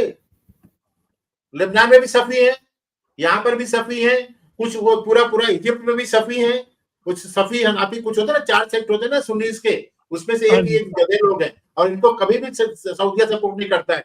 But जब से 79 में मुल्ला आए हैं तब से पूरा पूरा सपोर्ट दे दिया है। सर इंडिया में तो सुपर गधे जो हैं सुन्नी, वो कैसे सपोर्ट कर रहे हैं, वो तो सफी नहीं है। यहाँ के तो हमारे जितने भी मुल्ला लोग हैं, जितने ये भी दारुल उलूम देवबंद और बरेलवी सेक्ट, ये सारे के सारे मदरसा एजुकेटेड हैं, इनको तो अकल ही नहीं है कुछ क्या है क्या नहीं है। अगर इनको कोई बोलेगा कि ठीक है बस मुसलमान है सपोर्ट करो। तो दादा अगर ये सुन्नी शिया का मसला है तो ईरान क्यों बीच में आया? नहीं, वो वही है ना, वो क्या है कि सबसे बड़ी बात ये है प्रेम जी साहब कि ईरान की और सऊदिया की हमेशा 36 का आंकड़ा रहता है। जी जी, तो हमास का जो कमांडर है वो भी तो शिया है। हाँ, वो इस्माइल ना, वो कतार में बैठा हुआ है गधा, वही वो खुद शिया है। तो ये मैं तो बोल रहा हूँ कि कतार में बैठा हुआ है, कतार से तुम्हारे मतलब अमेरिका के रिलेशन अच्छे मरवा दो ना साले को, 5 स्टार होटल में बैठ करके अपने बच्चों को दुनिया भर की बातें करता रहता है, यहाँ वहां पढ़ाता है उनको। ये लीडर्स सर एक क्वेश्चन मैं पूछता हूँ, ये टेररिस्ट लीडर्स जितने हैं ये मुंह छिपाकर औरतों के तरह क्यों मुंह छिपाकर रखते हैं? इतना दम है तो भाई मुंह दिखाओ ना अपना। आप देखे होंगे मुंह छिपाकर रखते हैं ये औरतों के तरह। दादा जिसको पाकिस्तान में भी तो ठोक दिया, जिसने वो पठानकोट का जो मास्टरमाइंड था, लतीफ को। अरे मैं 2 चीजें मैं खुशखबरी देने वाला था, अभी ये मैं बोला खत्म हो जाता है उसके बाद बताता हूँ। एक तो ये है 2010 में एक हेड स्पीच देने के चक्कर में lieutenant governor of Delhi has given prosecution sanction of prosecution to Arundhati Roy को अब प्रोसिक्यूट करेंगे 2010 में उसने कोई क्योंकि ये हमारे केजरीवाल साहब तो रहते तो देते नहीं, उनके हाथ में जब तक पावर था मतलब वो तो देते नहीं। अच्छा हुआ लेफ्टिनेंट गवर्नर जी के हाथ में सब है। हाँ, और दूसरा ये है तो वो मैंने कम्युनिटी पोस्ट में डाला हुआ है। दूसरा जी लतीफ को जो जिसने अपना ये क्या बोलते हैं कौन सा वाला किया था उसने, ये अरे जी कहाँ पर अटैक करवाया था उसने? बालाकोट या एयरफोर्स पे बेस पे? नहीं ये यहाँ पर पठानकोट में करवाया था ना उसने, एयरफोर्स बेस था ना, पठानकोट में करवाया था। तो उसको हमारे जो अननोन गनमैन है उन लोगों ने उड़ा दिया उसको। तो हमारे जो अननोन गनमैन है दे आर ऑन प्रॉल। और दादा बात ये है वो अभी थोड़े दिन से बिजी थे कनाडा में। अब उन्होंने कनाडा में तो काम साफ कर दिया, तो उनका पाकिस्तान की तरफ रुख है, शायद धीरे धीरे कतर की तरफ भी हो जाए, यू नेवर नो। और एक बात और है, Taliban has washed its hand. Taliban को सपोर्ट मांग रहे थे ना, उसने बोला था no we are building our country, will not support Palestinian at all. पहले तो तालिबान जाना चाह रहे थे ना, वो रास्ता मांग रहे थे, तो कि ईरान को बोल रहे थे कि हमें रास्ता बना दो, हम जाएंगे सपोर्ट करने। ये तो 4 दिन पहले की बात है। उस समय आज तालिबान वाले बोले थे कि हमें रास्ता बना दो, हम जाएंगे सर। सही बोल रहा हूँ ना प्रेम जी? बिल्कुल सही है जी, बिल्कुल सही बोल रहे हो। इनकी बहुत पुरानी कहावत है कि मेरा देश मेरे साथ के देश के साथ दुश्मन, मेरा मोहल्ला मेरे साथ के मोहल्ले के साथ दुश्मन, मेरा घर मेरे साथ के घर के साथ दुश्मन। उसके अखीर में आ जाता है कि मेरा भाई मेरे भाई के साथ दुश्मन। तो ये ऐसी हायरार्की में चलते हैं। सारे दुश्मन ही हैं, एक दोस्त नहीं देखिए, है। ये सबसे बड़ा झूठ जो इस्लाम का है ना, जो मैं भी आज तक समझता था, जिसमें ये बताया जाता था कि कुरान में लिखा है, मोहम्मद साहब कहते हैं भी अपने देश को प्यार करो, ऐसा कुछ नहीं है। आज आज कितने जहां भी नारे लग रहे हैं, दिल्ली में, लखनऊ में, तेरा मेरा रिश्ता क्या, ला इलाहा इल्लल्लाह, ला इलाहा इल्लल्लाह। तो इन लोगों का ना कोई बॉर्डर है, ना इन लोगों का कोई देश है, सबसे पहले इस्लाम है। मुझे तो ये भी शक क्या है, 100% श्योर हो, अगर खुदा न खास्ता पाकिस्तान की और इंडिया की जंग लग जाती है, वैसे तो लगड़े लुंजे लायक रहे नहीं, क्या हमारा मुस्लिम पाकिस्तान के खिलाफ गन उठाएगा? मुझे नहीं लगता। हमारे यहाँ पर औरतें इसीलिए, हमारे जो महिलाएं इसीलिए वो करती थी, जौहर देखिए उसको क्या है, बेचारी मरी हुई है, उसके ऊपर रेप किया है इन लोगों ने। वाह, ये तो हाँ जी। अच्छा, ये जय भारती साहब वो वीडियो आप देखे, फावड़े से गला काट रहा है एक आदमी, मतलब वो थाई या नेपालीज, मुझे समझ में नहीं आया। वो बेचारा, उसको गोली मारा तो बचा हुआ था, फिर भी तो फावड़े से, जिससे अपना जमीन जो खोदते हैं ना, उससे जो गला काट रहा था उसका। और वो जो ये जर्मन की हाल है लड़की इनका। थी, उसकी जर्मन की लड़की को जैसे जानवरों की तरह जीप में लेके गए हैं। जी जी जी जी। नहीं तो उसके कपड़े देखे हैं आपने, ब्लड में जी कैसे जी थे, उसकी पैंट क्या था, उसका हाल। जी जी ये वही मालिक गनीमत वाला सारा वही है। ये जो भाई, मैं तो आपके स्ट्रीम से पहले भी कह चुका हूँ, ये जो मजाक बनाया जाता है, बड़े बड़े यहाँ जावेद अख्तर वगैरह बोलते हैं कि वे जोहर नहीं किया, भाई ये जोहर इसी डर से करती थी हमारी जो क्षत्रियानियां थी। जी क्योंकि जी जी। अगर आप लड़ाई हार गए, अगर आपके आदमी मर गए, उनको पता था उनके साथ क्या बनना है, क्या होना है, इसलिए वो सेक्रीफाई करती थी। उनको भी शौक नहीं था आग में जोहर करने का। बिल्कुल सर, बिल्कुल। और उस पे मोहम्मद बिन कासिम से लेके जैसे उसने दाहिर की दोनों बेटियों को उठाया था, आज तक भी ये आदमी उसी के पद चिन्हों पे चल रहे हैं। कोई इनकी कोई स्ट्रेटजी कोई चेंज हुआ है? बिल्कुल, जहां भी जाते हैं वार में ये बिल्कुल ऐसे ही करते हैं। ये वीडियो भी इंटरेस्टिंग है। अब देखिए आदमी उठकर भाग जाएगा, लड़का है बेचारा। ये बच्चों को जो है ना पिंजड़े में रखे थे सब। अब बोल रहे थे कि एक एक को मारूंगा और उसका वीडियो बनाकर भेजूंगा अगर आप लोग इजरायली, मतलब डिफेंस फोर्सेस, अगर रॉकेट अटैक्स बंद नहीं करेंगे। ये हाल है। अब कैसे भाग रहे हैं। वो भी आपने देखा कि जब उन्होंने छोटे बच्चे, जो 1 साल से कम के बच्चे जो अपने क्रिब्स में थे, जो हमने पालने में थे, उनको मार दिया। 6 महीने के बच्चे मार दिए। क्या तमाशा। तो बच्चे तो वो काम नहीं आएंगे ना इनके, छोटे बच्चे काम नहीं आएंगे, इनको तो औरत चाहिए और वो ही सब चाहिए। दादा ये तो शुक्र है हर आदमी के हाथ में कैमरा है, ये वीडियो आने लगी।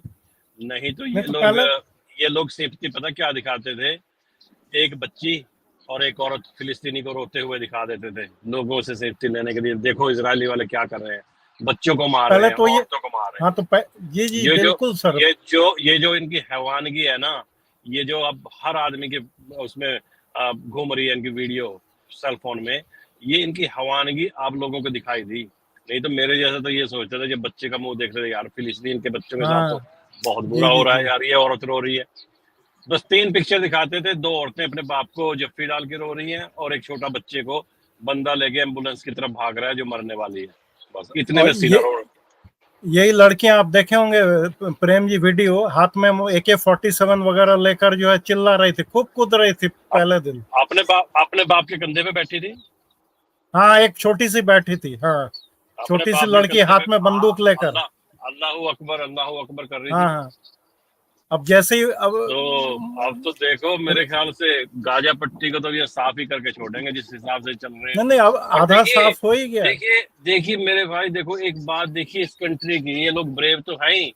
एक बात देखिएगा, जो इनकी अपोजिशन भी है ना गवर्नमेंट की, वो सारे एक टेबल पे आ गए इस वक्त पे।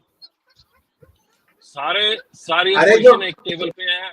अपने प्रधानमंत्री गया वो लड़ाई लड़ने। सर वो फोटो जो आप बोल रहे थे ना ऊपर, जो ब्लैक एंड व्हाइट फोटो, वो मतलब सियालकोट में बंदे को साफ कर दिया। हाँ वो, अरे और दूसरा ये है, नेतन्याहू का लड़का जा रहा है वहां पर, उसकी बीवी और नेतन्याहू दोनों के दोनों उसको विश कर रहे हैं, गला चूम रहे हैं, जब तुम भी जाओ लड़ने के लिए। लेकिन वे भी दादा इस बीच में ये ऊपर वाले बता रहे हो, ये बताता हूँ। सऊदी अरबिया का क्या रोल है इसमें? कोई सऊदी अरबिया का रोल क्लियर नहीं है, क्या चाहते हैं? Saudia is in favour of America. Sir उनको अभी डेवलपमेंट चाहिए, वो कुछ नहीं करेंगे। वो 100% यूएई और Saudi will never join this people, ये बीच में रहेंगे। दूसरी बात दादा, ये कहीं ना कहीं कनेक्टेड, सारा कुछ कनेक्टेड आप चाइना से है। प्रेम जी आप ये समझो, this was only to scuttle recognition of Israel by Saudia, ये उसके लिए किया गया है। बिल्कुल, they was to recognize Israel anytime। बाबा जो प्रेसिडेंट नेतन्याहू ने किया गया है, ये ना वो लतीफ। हाँ यही है। और दादा इसमें चाइना का भी रोल है बहुत, इसको चाइना का भी साथ है। भयंकर क्योंकि जितनी भी मिसाइल्स हैं वो मेरे नॉर्थ कोरिया है। हाँ, नॉर्थ कोरियन मार्किंग्स है उस पे जी, एकदम सही बोल रहे हो। और प्रेम जी कुछ लोकल भी बना रहे हैं लोग, मतलब बना रहे थे, बना कर वही किए। तो ये चाइना से कनेक्शन तो है ना इनका डायरेक्ट? बिल्कुल है।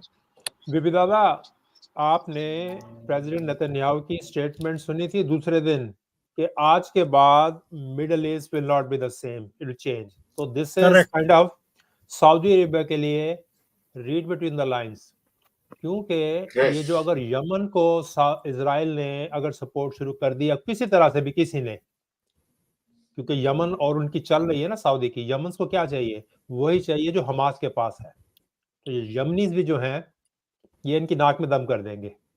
तो इसका वेल थ्रेट कुछ भी कह लो, Saudi Arabia should stay with Israel कि भैया मेरे को तो इकोनॉमिक प्रोग्रेस चाहिए और इस चीज से आई एम आउट। आगे एमबीएस की मर्जी क्या है उसका, मोहम्मद बिन हया एमबीएस देखो क्या करता है। इस कुत्ते की आवाज सुनोगे? थोड़ा सा इसको सुनो क्या बोल रहा है चूतिया। सबसे अमीर क्या हुआ भाई, आवाज कहाँ गई? दादा अपना उसका लैपटॉप का वो चेक करो। जो भी वक्फ बोर्ड को जब भी किसी चीज की जरूरत होगी, दिल्ली सरकार वक्फ बोर्ड के साथ है। केजरीवाल भी और दिल्ली सरकार भी पूरी तरह से वक्फ बोर्ड के साथ है। बंबई के अंदर इस देश का जो सबसे अमीर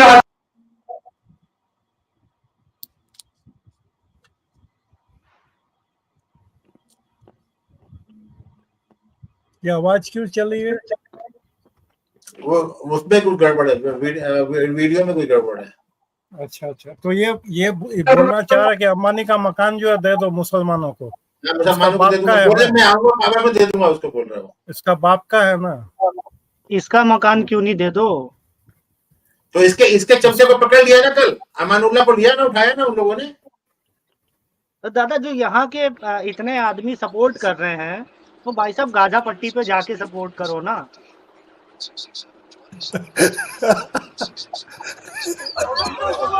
गाजा पट्टी क्या, लात मार कर पाकिस्तान के अंदर घुसा दे तो ही समझ में आया इनको।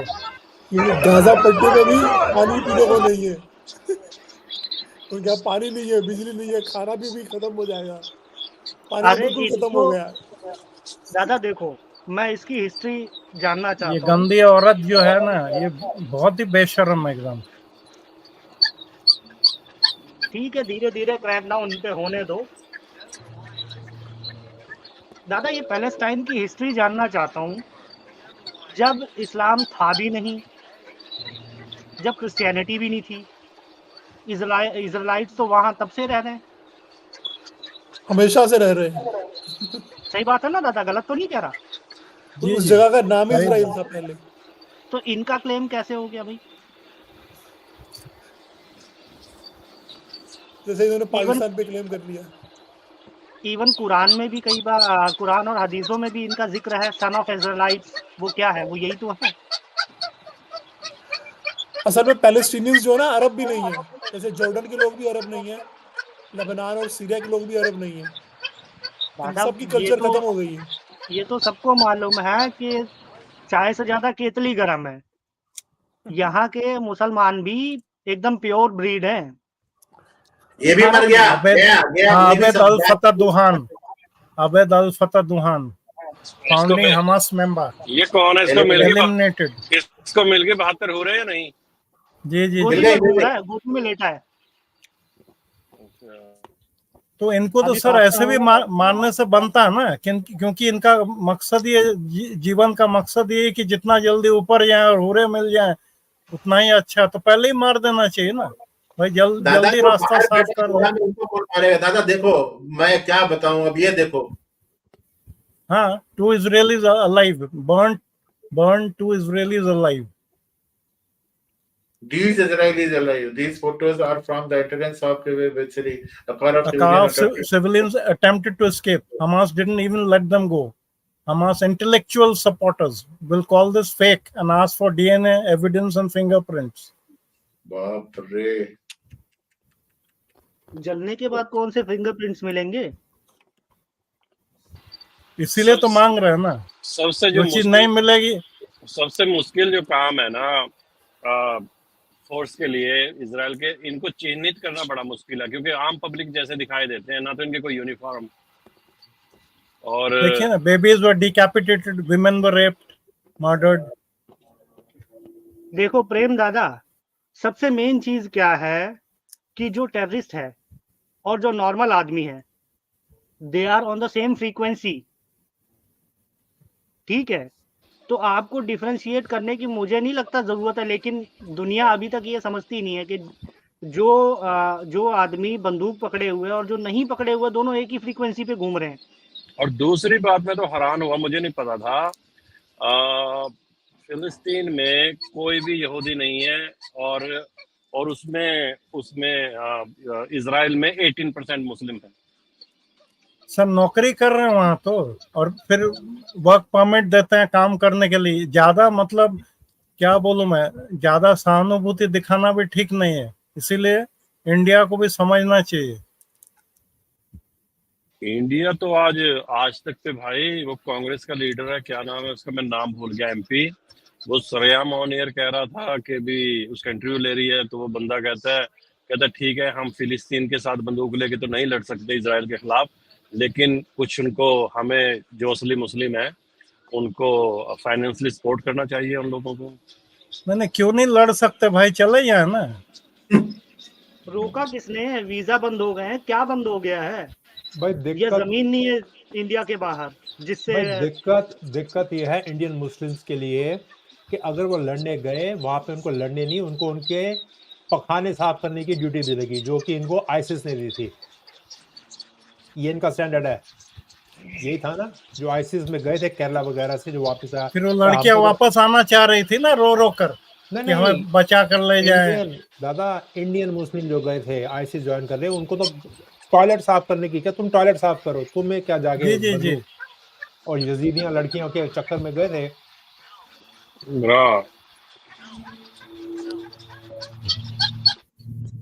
Three gunmen on motorcycle shot dead Pathankot terror attack conspirator Saeed Latif at Noor Medina Mosque. अच्छा अच्छा, वहीं पर मारते हैं, मास्क के सामने ही मारते हैं इनको। ओके, मदेगी चौक पाकिस्तान आफ्टर फजर प्रेयर, शाम के टाइम। फजर माने कौन सा शाम होती है? नहीं, फजर मतलब सुबह सबसे पहले एकदम ब्रेक, डे ब्रेक, डॉन। फजर मतलब डॉन। डॉन।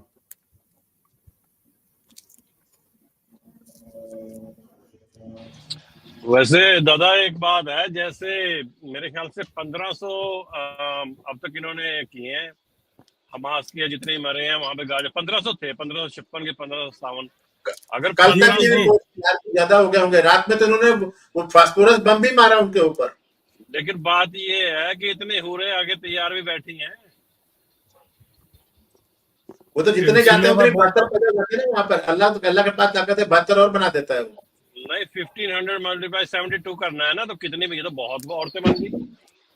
हाँ, तो वो जितने जाते हैं उतने बना देता है ना वो। एक्चुअली प्लास्टिक डॉल्स हैं, वो लिफाफे में से निकालते हैं, फूंक मारते के लिए बेहतर तेरी जा। और ये जितने भी है ना हमास वगैरह के, ये सारे पाकिस्तान ट्रेंड टेररिस्ट हैं, आपको पता है? जी जी जी, पाकिस्तान मतलब ट्रेनिंग कैंप सेटअप किया था ना वहाँ।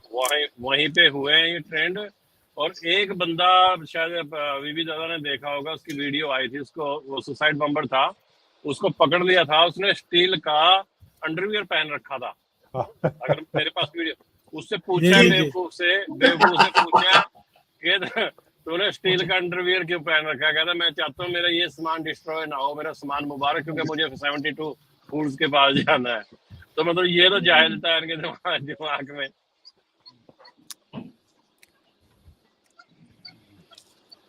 अच्छा, ये वही जगह दिखा रहा है जहाँ से वो जर्मन लड़की को उठा कर ले गया। दादा कल से तुर्की की नहीं कुछ उसकी आज से, वो क्या बोल रहा है, क्या कह रहा है, कुछ मैंने नहीं सुना उसको।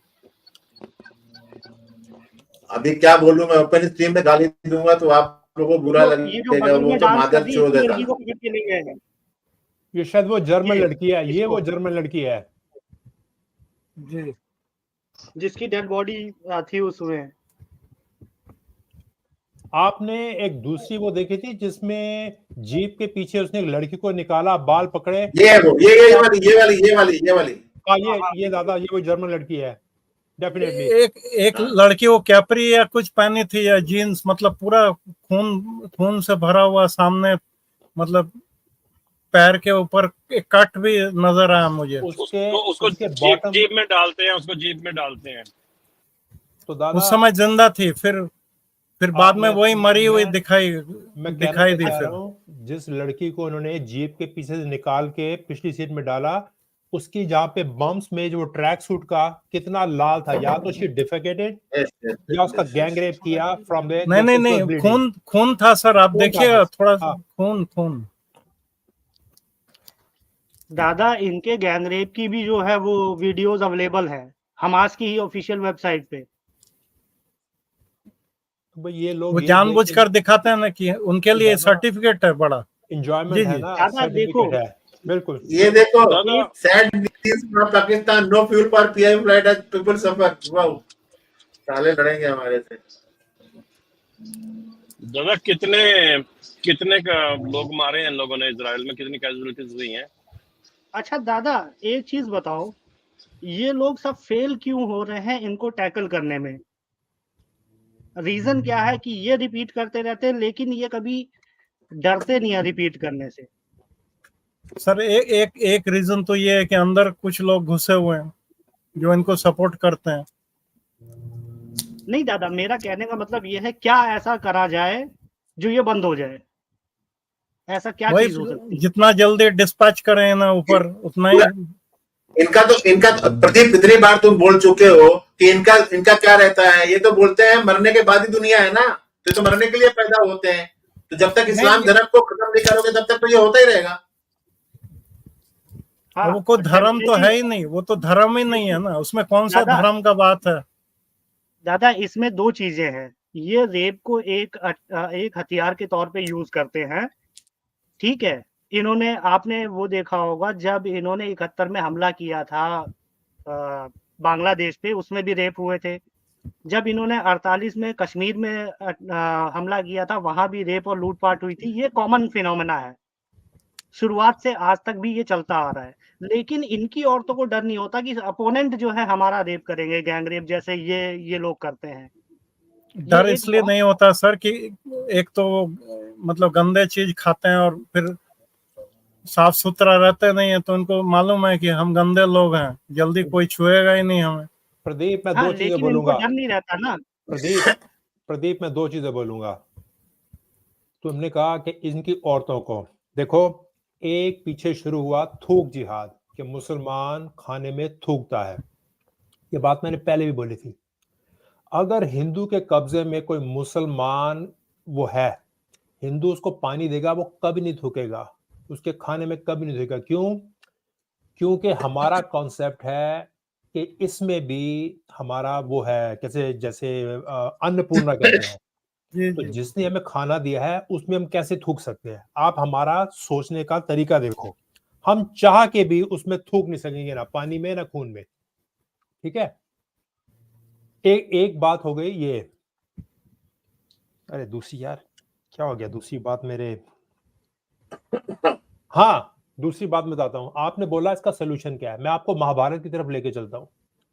एंड में जब भीम किससे लड़ रहा था, जिसको वो तोड़ जांग पकड़ के दुर्योधन। फाड़ता था, वो दोबारा जुड़ जाता था, जरासंध। तो कृष्ण महाराज ने क्या किया, एक तिनका लिया, उसको तोड़ा और राइट के हाथ से लेफ्ट में फेंका, लेफ्ट के हिसाब से उसने कहा तू इसको ये कर दे, ये सॉल्यूशन खत्म हो जाएगा, ये मतलब प्रॉब्लम खत्म हो जाएगी। जी बिल्कुल, I hope you got my message. Definitely sir.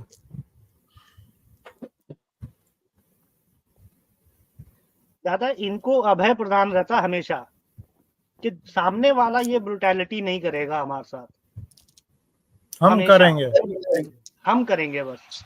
और हमेशा इनके करने के बाद जब रिटेलिएशन होती है तो इनका अगला स्टेप होता है विक्टिम कार्ड, जिसके लिए औरतें और बच्चे निकालते हैं, ये बुढ़े। ये लाल झंडे वाले भी पहुंच गए क्या सिंह साहब? नहीं, वहां नहीं है, कहीं और स्पेन में चलो। ये लाल झंडे वाले दादा कोई और नहीं है। अगर आदमी ये सोचे कि ये जो है कम्युनिस्ट है, सिर्फ नहीं, ये इस्लामिस्ट ही हैं। 2 फेसेस हैं इनके। भैया नहीं हर दिखा कौन रहा है? इरना दिखा रहा है ना, उसको इरना दिखा रहा है ना, वो तो वही दिखाएगा ना। देखो यूरोपियन जितने देश हैं, हाँ यूरोपियन जितने देश हैं, सब में ये चीज हो रहा है। लोग बर्दाश्त कैसे कर रहे हैं इसको, यही समझ में नहीं आ रही। न्यूयॉर्क में भी किया। पढ़ने दो मार। ये जो डॉक्टर वो जो साउथ के कौन से रिटायर हुए अभी एमबीए प्रोग्राम में थे, वो कहते हैं यूरेबिया है, it's not a Europe, it's Eurabia. जी जी। अब ऑस्ट्रिया कह रहा है कि वी आर रिव्यूइंग हमारी जो एड पॉलिसी है उसको। फाइनली जर्मन चांसलर भी बोला कि वी विल आल्सो सी जो एड देते हैं पैलेस्टाइन को, कि जा कर रही है एड। तो पढ़ने दो दादा मार इनको। ये तो दादा हर कंट्री को अपनी पॉलिसी। ये आयरन डोम का ये जो ऊपर जो फट रहा है ना सर, ये आयरन डोम से काउंटर मतलब ऑफेंसिव जो रॉकेट्स हैं वो निकल कर जो है उनको डिस्ट्रॉय कर, दूसरे रॉकेट को डिस्ट्रॉय कर रहा है, एनिमी रॉकेट को। ऊपर ही फट रहा है, देखिएगा आसमान में। ये जो 3 साल पहले लेबनान के फोर्ट पे एक जो बम पड़ा था और it just like a mushroom, उसे क्या कहते हैं? जी जी, व्हाट वाज दैट? ये फास्फोरस बम ही है ना, ये भी फास्फोरस बम है। देखो ना सब कितना धुआं निकल रहा है। This is phosphorus. नीचे ये क्या बोल रहे हैं? That is basically for moving on Gaza with phosphorus, illegal weapon of mass destruction. Wow. तो आदमी ऐसे एस्फिक्सिया हो जाएगी फिर। अब इनका विक्टिम कार्ड चालू है।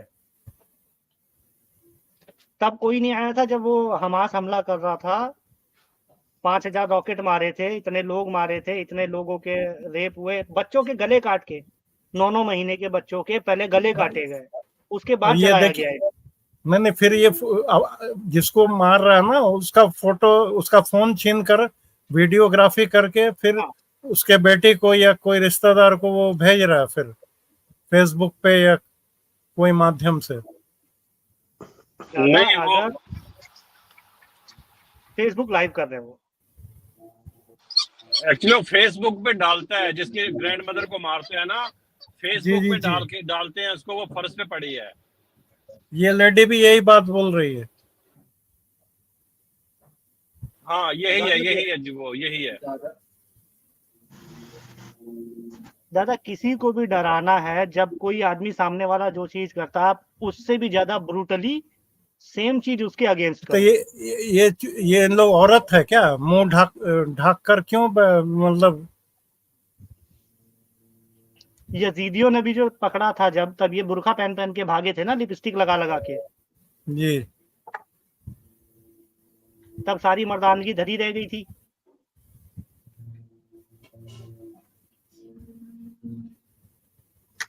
Three lakh Israeli troops have lined up to Gaza border ahead of an imminent invasion. अच्छा, अभी ये लोग शायद उनको होस्टेजेस का वेट कर रहे हैं, होस्टेज छूट जाए उसके बाद में डोर टू डोर करेंगे लोग। ओके अच्छा, ये एयरक्राफ्ट कैरियर को काउंटर करने के लिए मैं देख रहा था कि वो मिसाइल्स भी इकट्ठे किए हैं, छोटे छोटे। मिसाइल्स अच्छा। नहीं है दादा, वो कामिकाजी वाटर ड्रोन्स हैं। इसके साथ में तो ग्रीक का भी आ गया ना शायद डिस्ट्रॉयर, उधर ग्रीक का डिस्ट्रॉयर भी खड़ा हो गया लाकर के। तो एक तरह का वो मिसाइल ही हुआ ना, छोटा छोटा जो दिखा रहा था। हाँ, किसने दिए हैं वो ये यूक्रेन से आया होगा, चाइना वाला दिया होगा। यूक्रेन से है वो। हिंदुस्तान के इसमें ज़ेलेंस्की भी अपनी गेम खेल रहा है। 5 लोग और जितने भी ये हथियार, हिंदुस्तान से अगर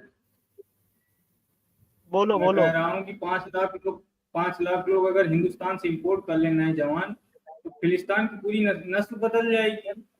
नहीं, वहाँ जो इंडियंस है ना, वो वहाँ के जो इंडियंस हैं वो अप्रोच किए थे कि हम भी लड़ना चाहते हैं, तो बोले कि नहीं, जरूरत नहीं है। बहुत लोग वॉलंटियर करना चाह रहे थे वहाँ। कल का न्यूज है। मैं बोल रहा हूँ इजराइल में इंडियंस जो हैं कुछ तो वापस आ गए, लेकिन बहुत लोग बोले नहीं, हम लोग यहाँ मतलब सालों से रह रहे हैं तो हम वॉलंटियर करेंगे। मतलब जिनको नागरिकता नहीं मिली है, कुछ पढ़ने भी गए ना वहाँ, टेल अवीव यूनिवर्सिटी है वहाँ, तो इंडियंस पढ़ने जाते हैं, तो बताएगा कि नहीं भाई आप लोग मत आइए इसमें, हम लोग लड़ेंगे। कल तो आरन अब्राहम सर से मैंने भी रिक्वेस्ट जी सोशल मीडिया में यहाँ पे भी लोगों ने डाला था कि अगर इजराइल आ गया। अच्छा दादा,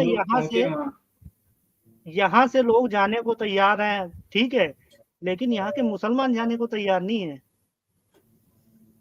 सॉलिडारिटी दिखाएंगे। यहाँ से क्या सिर्फ साबुन भेजेंगे? दुआएं भेजेंगे बस। अरे भाई हम लोग, मेरा तो यही रिक्वेस्ट है सब लोगों से कि भाई ऐसा है, इनके ऊपर विश्वास मत करो। ये कहीं पर भी आपके घर में घुस करके आपसे दोस्ती करके आपको मार देंगे, सीधी बात तो ये है। मतलब हमारे ये जब साले 2 लाख 20 लाख वहां पर इतनी खुराफात कर सकते हैं, तो यहाँ तो करीब 20 करोड़ है ये लोग, 20 से 25 करोड़ है। जी जी जी।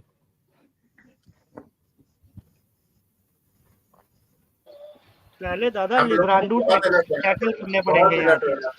दादा यहाँ हमारे दिल्ली में और यूपी में आतिशबाजी नहीं रुकी, सारी रात आतिशबाजी हुई है। हाँ, सारी रात आतिशबाजी हुई है। लोग बागों को यही नहीं पता था कि आतिशबाजी किस चक्कर में कर रहे हैं लोग, ये तो बाद में पता चला। और अब जैसे इनकी खुदाई होने लगी है ना अच्छे से, अब ये वही विक्टिम कार्ड खेलेंगे कि नहीं भाई हमारे बच्चों को अब ये आना चाह रहे हैं ना नेगोशिएशन टेबल पर, अब तो जरूरत ही नहीं है। The damage has been done.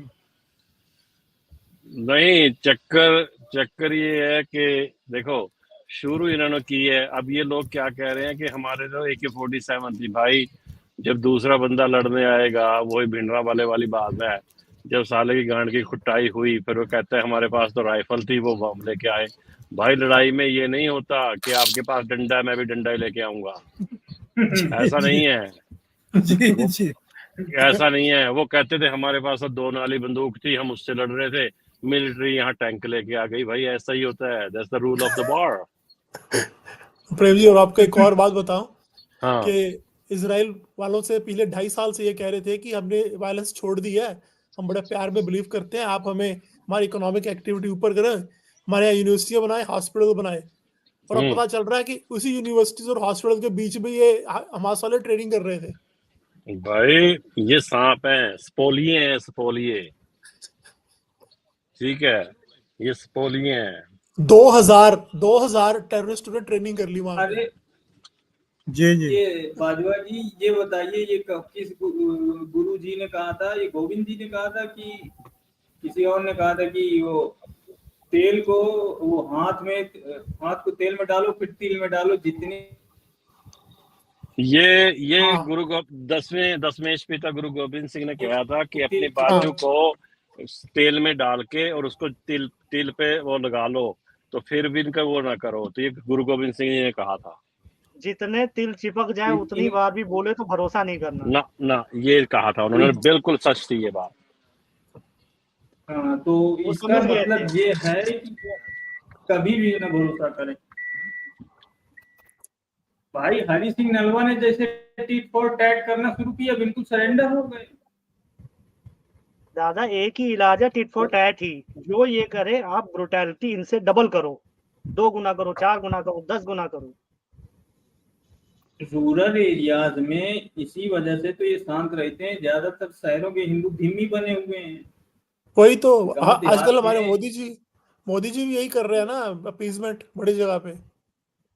Modi और जी का संदीप दादा दिमाग है कि एक चीज थोड़ा देखो, इकोनॉमी स्टेबल हो थोड़ा, तो उसके बाद फिर इनको टैकल किया जाए। अभी देखो पंचमक्कार तो जो ये हैं क्या कहते हैं लिबरांडू, इनको धीरे धीरे इनकी लंका लगने लगी है। मोदी जी का एक दादा पुराना वीडियो मैंने देखा था, तो उसमें वो कह रहे थे कि इस्लाम दारू भरम, दारू इस्लाम, और फिर 3 चीजें कहें, 10% से हो तो शांत रहो, 10 से 20 हो तो छुटपुट घटनाएं, 30 से हो तो बड़ी घटनाएं, फिर 50 के ऊपर हो तो सीधा जिहाद करो, कितना छोड़ दो। तो वो भाई जब 30 से इस ऊपर ही तरह का जिहाद हो आदमी, जाता है।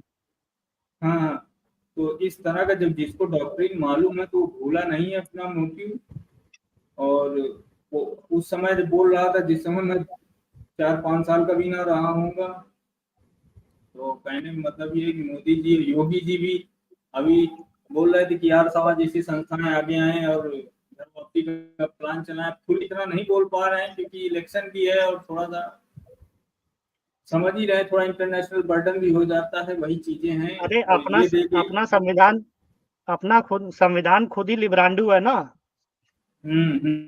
धीरे नहीं धीरे उसको भी मैं बदलना वही बता रहा हूँ। देखिए हमारे यहाँ तो हमें फिर भी इलेक्शन का लालच होता है कि हम जीत जाएंगे, वोट मिल जाएगा। इसराइली को किस चीज का लालच था? हमास तो ऑलरेडी उनके अंडर था, और फिर भी वो कह रहे थे कि हमें वायलेंस छोड़ दिए। मक्कारी देखिए इनकी। नहीं हमें कुछ नहीं नहीं करना, हमें बस पढ़ाई लिखाई करो। हम अच्छा देखो, to, अच्छे to आदमी put बन up के a रहेंगे। human face before the world, humanity, um दादा in the एक interests of humanity, they are paying the अच्छा price today.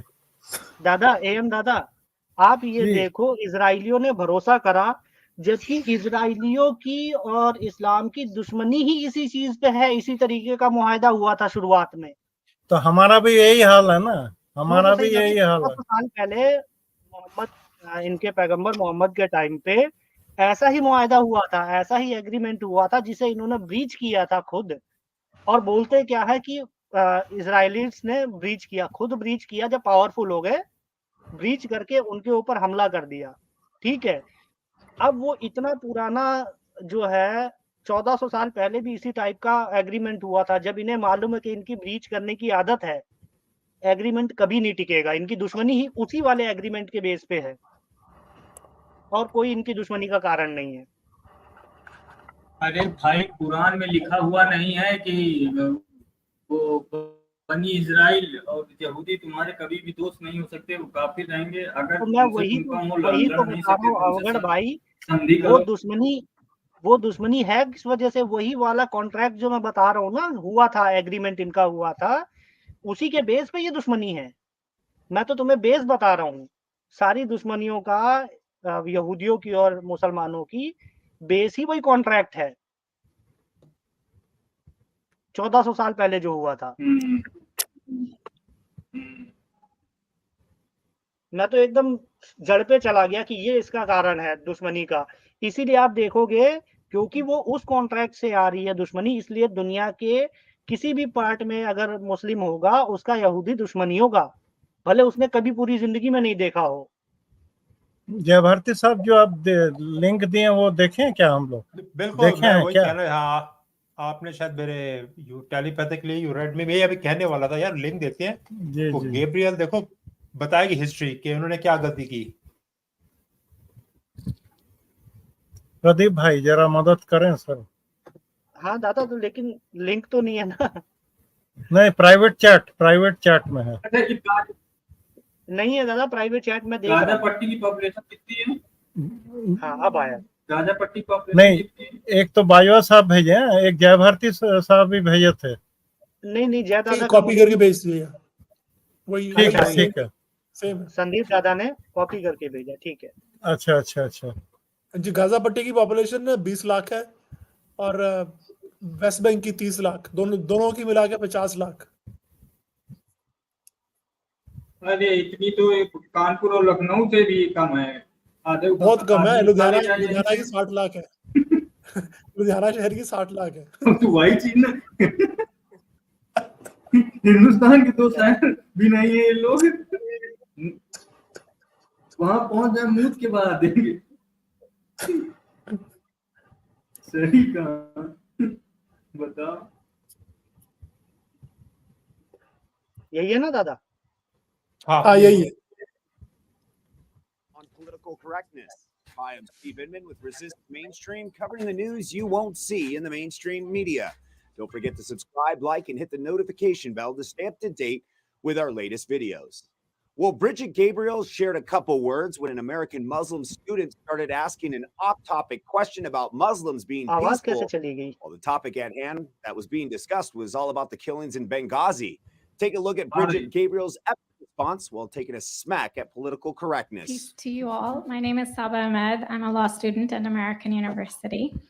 I am here to ask you a simple question. I know that we portray Islam and all Muslims as bad, but there's 1.8 billion Muslim followers of Islam.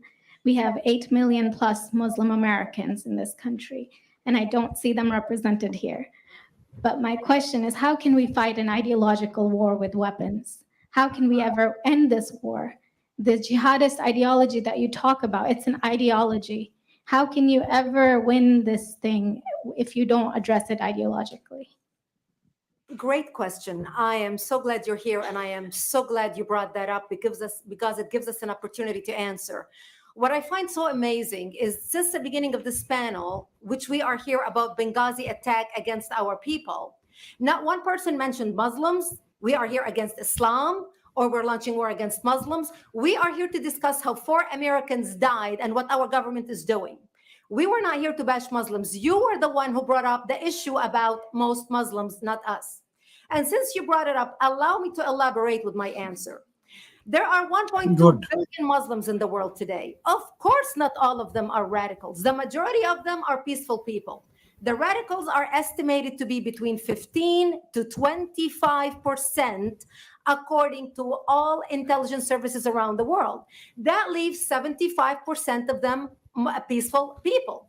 But when you look at 15 to 25% of the world Muslim population, you're looking at 180 million to 300 million people dedicated to the destruction of Western civilization. That is as big of the United States. So why should we worry about the radicals, 15 to 25%?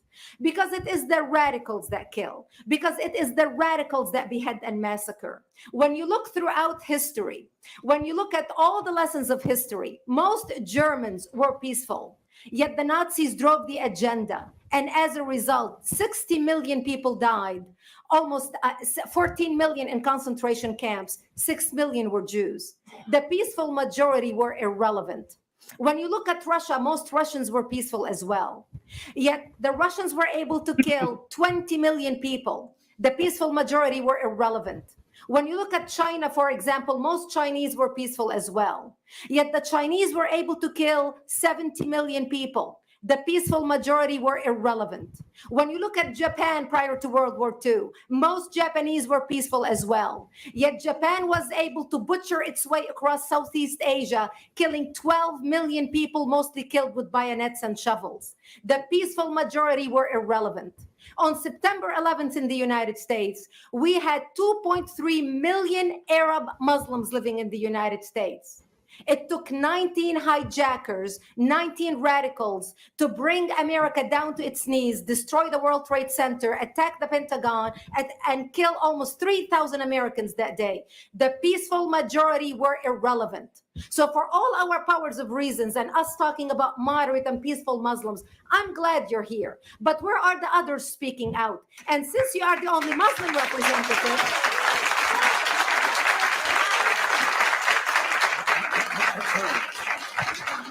save the applause till the end.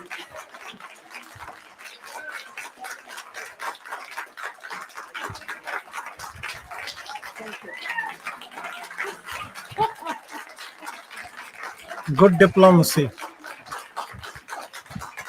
And since you're the only Muslim representative in here, you took the limelight instead of speaking about why our government, and I assume, are you an American?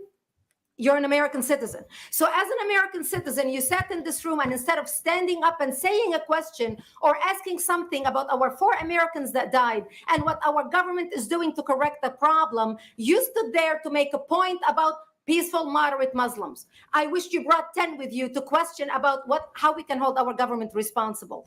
It is time we take political correctness and throw it in the garbage where it belongs and stop calling it state.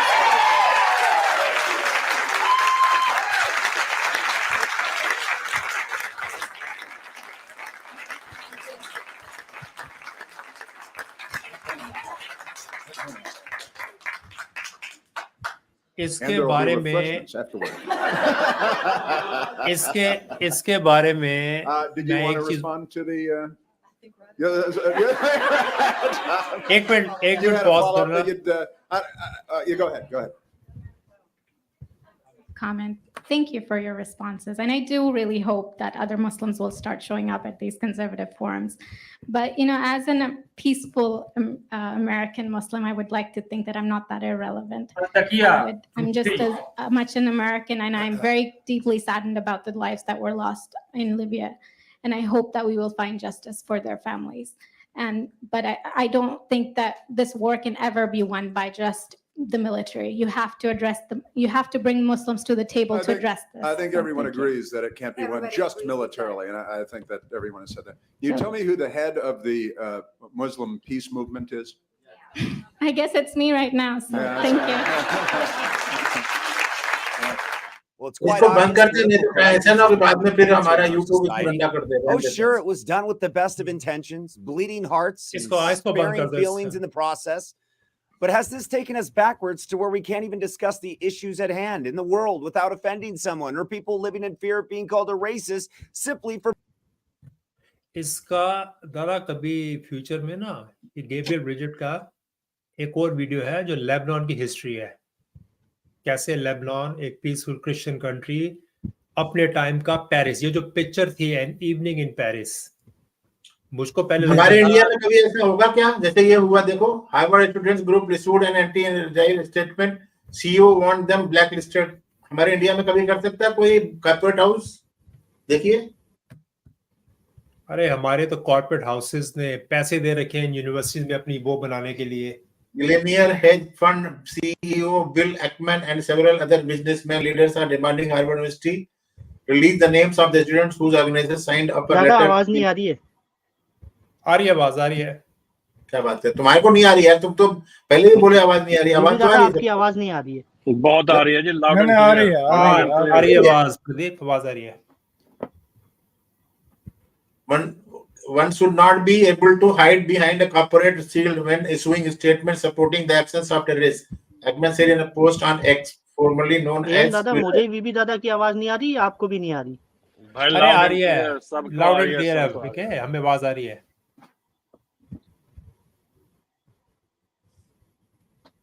If the members support the letter, the names of the signatories should be made public so their views are publicly known. हमारे हिंदुस्तान में कभी ऐसा हो सकता है? होना चाहिए sir, होना चाहिए। अभी तो नहीं दिख रहा है, भविष्य में चाहे। अच्छा एक चीज ये बताएं, ये एक लेडी ये चीज तो गलत बोली। देखिए ये सब नहीं कि मॉडरेट मुस्लिम, डायरेक्ट इस्लाम पे अटैक करो कि मोहम्मद पे, कि वो कोई रसूल अल्लाह नहीं था, डायरेक्ट बोलो सेक्सुल्ला था वो। 6 साल की बच्ची शादी किया, 9 साल से संबंध बनाया। इस तरह के टॉपिक उठाओ, डायरेक्ट टारगेट करो, जब चोट पहुंचेगी तो उसी पे सोचेंगे, भले उनको पूरा एक का क्यों बोल रहे हैं सर? वो तो ठीक है, वो पीडोफिलिया का आप एग्जांपल दे रहा है, और जो लड़कियां जो पकड़ती थी वो ये पकड़ते थे, ये उनके पति को मारकर उसी रात को मतलब जो है तंबू में जाकर क्यों खेलना था उनसे?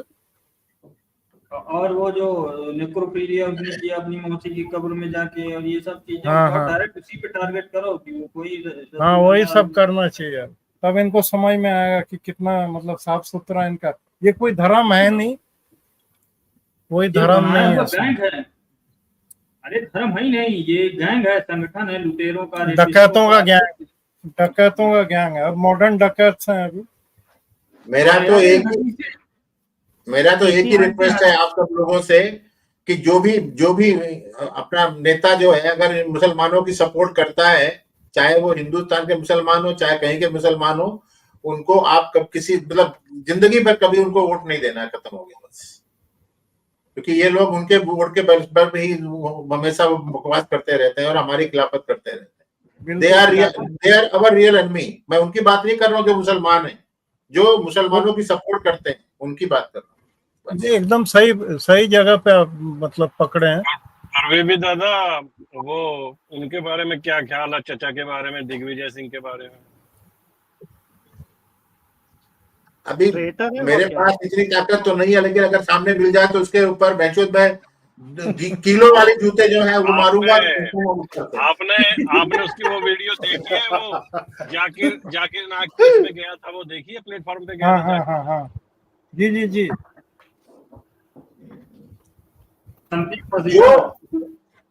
प्रेम जी आप ये बताओ, मेरे जैसे आदमी से आप एक्सपेक्ट करते हो कि मैं उसकी इज्जत करूंगा, जो आदमी बंबई में अटैक होने के बावजूद किताब एक रिलीज करता है और उसमें बोलता है आरएसएस की साजिश। अच्छा दादा, ये जो लूटपाट कहते हैं करते नहीं थे, पड़ा हुआ है भोसड़ी के दिग्विजय सिंह किस बात का है? अरे ये मुझे लगता है ये साला क्रॉस है, इसके बाप का असली बेटा नहीं है, कोई मुसलमान ठोक के गया होगा उसकी मम्मी को। दादा जो आदमी कहते हैं कि इस्लाम में लूटपाट नहीं है, तो पूरी एक सूरा उसके ऊपर है, सूरा अनफाल। उसमें लूटपाट का माल कैसे बंटवारा करना, ये सब चीजें हैं उसमें। सूरा अनफाल क्या कर रही है वहां पे? अगर लूटपाट होती ही नहीं थी तो लूटपाट का माल बांटना कैसे? ये नियम वहां क्या कर रहे हैं? आपने ध्यान दी, एक्स के मालिक सीईओ मिस्टर एलॉन मस्क ने ट्विटर में ये जो जितनी भी पिक्चरें आ रही हैं जो मतलब बड़ी दर्दनाक हैं, उनको भी उसने अलाउ कर दिया कि दिखाओ इसको, खुल करके दिखाओ। हाँ। जैसे पहले वाला जो था ना, वो बंदा बैन कर देता था, वो ट्विटर अकाउंट को सस्पेंड कर देता था और पिक्चरें को नहीं वो करता था, लेकिन इसने बोला सब दिखाओ, ये जितना भी दिखाने का। इनको पूरी दुनिया को मालूम होना चाहिए क्या हो रहा है। ये लेफ्टिस्ट जो है, इनका रोकने का तरीका है कि इंफॉर्मेशन नहीं पहुंचे, इसलिए ब्लर करवाना और ये सब चीजें करना, कम्युनिटी गाइडलाइंस। अरे जो सच है वो दिखाओ। आप जुकरबर्ग को करना चाहिए, फेसबुक को भी अलाउ कर देना चाहिए सब कुछ। क्या मतलब है ये दुनिया भर का ये करना है, वो करना है। वो फेसबुक वाला तो यहूदी है। हाँ, उसको भी कर देना चाहिए कि उसमें भी पोस्ट करो जितना भी खुल के, हम पूरी पब्लिक को मालूम। अच्छा दूसरी बात ये, आपने एक बात देखी जय भारती साहब? जी दादा। Prime minister of Israel has tweeted in 3 languages. 3 languages, Arabic में, हिब्रू में और अंग्रेजी में, तीनों में। Sound and clear, the message should go that we are at war. Right. तो वो पूरे वर्ल्ड कम्युनिटी को एड्रेस कर रहा है कि हाँ भाई ऐसा है। हमारे प्राइम मिनिस्टर साहब ने उनको हेल्प किया है या जो भी सपोर्ट किया है बात अलग है, लेकिन हमारे यहाँ के जो वो स्वरा भास्कर जैसी और वो कौन है, वो एक राणा अयूब जैसे कुतिया लोग हैं ना यहाँ पर बैठे हुए, वो अभी भी उनकी चाट रहे हैं। अरे चले जाओ ना बगल में बोरी हाँ लेकर के, जाके बगल में खाना दे दो ना उनको, यहाँ से अगर तुम्हारे को उनसे इतना ही प्यार है तो। स्वरा भास्कर ने जब पाकिस्तान में थी 2012-13 में, वो एक प्रोग्राम आता है ना प्राइवेट चैनल पर, वो मुछ वाला आदमी है, बड़े वो गाने वाले भी होते हैं, तो उसने बोला कि जो लाहौर आया नहीं, वो जमिया नहीं, वो जो बकवास स्टेटमेंट सारे बताते हैं ना, अब तो इसने एक मुस्लिम से शादी कर ली है। अगर इतना प्रेम है, सारी दुनिया से अच्छा तुमको लाहौर लगता है, तो स्वरा भास्कर जी अपना सामान उठाओ, लाहौर चले जाओ। किसने रोका है? आपने तो पाकिस्तान में जाकर लाहौर की इतनी तारीफ की है, जाओ ना, छोड़ो हमारा पीछा। दादा जितने भी ये लिबरांडो और लेफ्टिस्ट हैं, वोक है, ये गाजा में कर रहे थे पीस वाला वो कि जो उसमें, सॉरी, इजराइल में, लेकिन ये गाजा पट्टी पे या फिर उसमें नहीं गए, पैलेस्टाइन नहीं गए ये सब करने के लिए। जो ये नाच रहे थे, ये पीस वाला चल रहा था, ठीक है, बाय द वे, लेकिन इन्होंने इजराइल में क्यों? वो पीस का ही मतलब प्रोग्राम जो हम लोग देख रहे थे ना, लड़कियां जो थी, एकदम सही बोल रहे हैं, वो पीस के लिए मतलब हाँ, तो प्रयास इन्होंने वही पैलेस्टाइन में क्यों नहीं किया, गाजा में क्यों नहीं किया? न्यूज क्लिक के बाद में एक बात आपने देखी, वो है ना, फटती पटता पटंती हो गया है। अभी क्या हुआ है, रवीश कुमार जैसे कुत्ते ने, अजीत अंजुम जैसे गुरवे ने, और वो प्रेम क्या पुण्य भूषण वाजपेयी ने और अभिषेक शर्मा ने, इन लोगों ने एक भी प्रो हमास या प्रो पैलेस्टाइन आर्टिकल नहीं लिखा है। कि गांड फटी हुई है बहनचोदों की, कि कहीं ऐसा ना हो कि हमारे पीछे, कहीं ऐसा ना हो कि वो मतलब एजेंसी पड़ जाए कि तुमको चाइना से पैसा मिल रहा है इसलिए ऐसा कर रहे हो। ये जितनी भी महिलाएं हैं ना, ये नारियां हैं हमारी यहाँ पे, जो अपने आप को बड़ा संस्कृत समझती हैं, वही बकवास कर रही है। मैं देख रहा था कोई भी दादा जो वो बड़ी सी बिंदिया लगाती है, हाँ, बरका, नहीं, ये चूड़ी का अच्छा, वृंदा, वो तो खैर कल फिर से। दादा ये सारा कुछ डिस्कशन तो बड़ा अच्छा रहा आपके प्लेटफॉर्म पे, लेकिन कहीं ना कहीं आपको ये नहीं लगता कि Israel one of the best country है टेक्नोलॉजी में और सब में, कहीं ना कहीं उनकी एजेंसीज का भी तो फेलियर है कि उनको पता नहीं लग पाया, इतना बड़ा फेस्टिवल था कि ये। कल मैं एक डिफेंस एक्सपर्ट की बात सुन रहा था। सर ऐसा है, प्रेम जी साहब सुनिए, क्या होता है कि इंटेलिजेंस एजेंसीज का काम क्या होता है कि वो इंटेलिजेंस गैदर कर रहे होते हैं। अभी जैसे मान लीजिए कि हमारे यहाँ पर कहीं पर भी कोई खुराफात हो रही होगी, तो इंटेलिजेंस एजेंसीज क्या करेंगी, उसको इकट्ठा करेंगी। ये क्या है? ये दादा लड़ाई करने का तरीका है। रुक बात तो करने दे यार, मैं डाइवर्ट जाऊंगा नहीं तो फिर मैं एक मिनट सुन, प्रेम जी को मैं कुछ जवाब दे रहा हूँ, इंटेलिजेंस कैसे काम करता है। अभी आपको भी इंटेलिजेंस के बारे में काफी कुछ मालूम है, लेकिन मैं थोड़ा सा जो मैंने अपना एक्सपीरियंस किया उसके हिसाब से ये है कि अगर मुझे कोई इंटेलिजेंस मिला कि यार यहाँ पे बम बन रहा है, और मैंने जाकर के वहां पर अटैक कर दिया कि भाई ठीक है, इसको ऐसा करना है वैसा करना है, बिकॉज इंटेलिजेंस वाले जो बंदे होते हैं, जो मतलब हमको इंफॉर्मेशन देते हैं, वो लोग इनसाइडर होते हैं, जो उनके साथ में काम कर रहे होते हैं। कभी कभी उनका अपना आपस में कुछ पैसे का लेन देन गड़बड़ हो जाता है, या एन्युटी होती है, या उनका ग्रुप राइवलरी होती है, उस चक्कर में इंटेलिजेंस आती है। इनकी जो इंटेलिजेंस है ना मोसाद की, वो सारी की सारी टेक्नोलॉजिकल बेस्ड है। प्रेम जी समझने की कोशिश करिएगा। अब ये क्या करते हैं, they always think that whatever is happening in Gaza or West Bank, वहां की वो इंटेलिजेंस गैदर कर लेते हैं। लेकिन अगर कोई चीज मान लीजिए ईरान में हुई हो या कतार में हुई हो, वहां पर क्या हो रहा है क्या नहीं हो रहा है, वहां की इंटेलिजेंस गैदर करना थोड़ा सा मुश्किल होता है। अब ये जितने भी यहाँ पर कमीने आए थे बदमाशी करने के लिए, जो भी आए होंगे, 500 आए होंगे, 1000 आए होंगे, they have already been trained for 6 months somewhere outside Gaza and West Bank. Some are saying 2 years. Pakistan. and by Pakistani ISI and Pakistani military also. इन लोगों ने इनको ट्रेन किया है, क्योंकि इनका जो स्टाइल है ना, डोर टू डोर जाकर के, जैसे अपना 26/11 के अटैक में क्या किया था, ताज में जाकर के डोर टू डोर नॉकआउट करना, हु आर यू, नहीं खोलते थे तो उनके ऊपर बम मार देते थे या ग्रेनेड फेंक देते थे। तो दिस टाइप ऑफ अटैक, इसमें पूरा का पूरा प्रोटोटाइप जो है पाकिस्तान का है, और पाकिस्तान में ही होंगे। सर, और एक वीडियो में देखा, एक औरत बोल रही थी कि अंग्रेजी में कि जब वो मेरे सामने आया तो मैं बोला मैं मुस्लिम हूँ।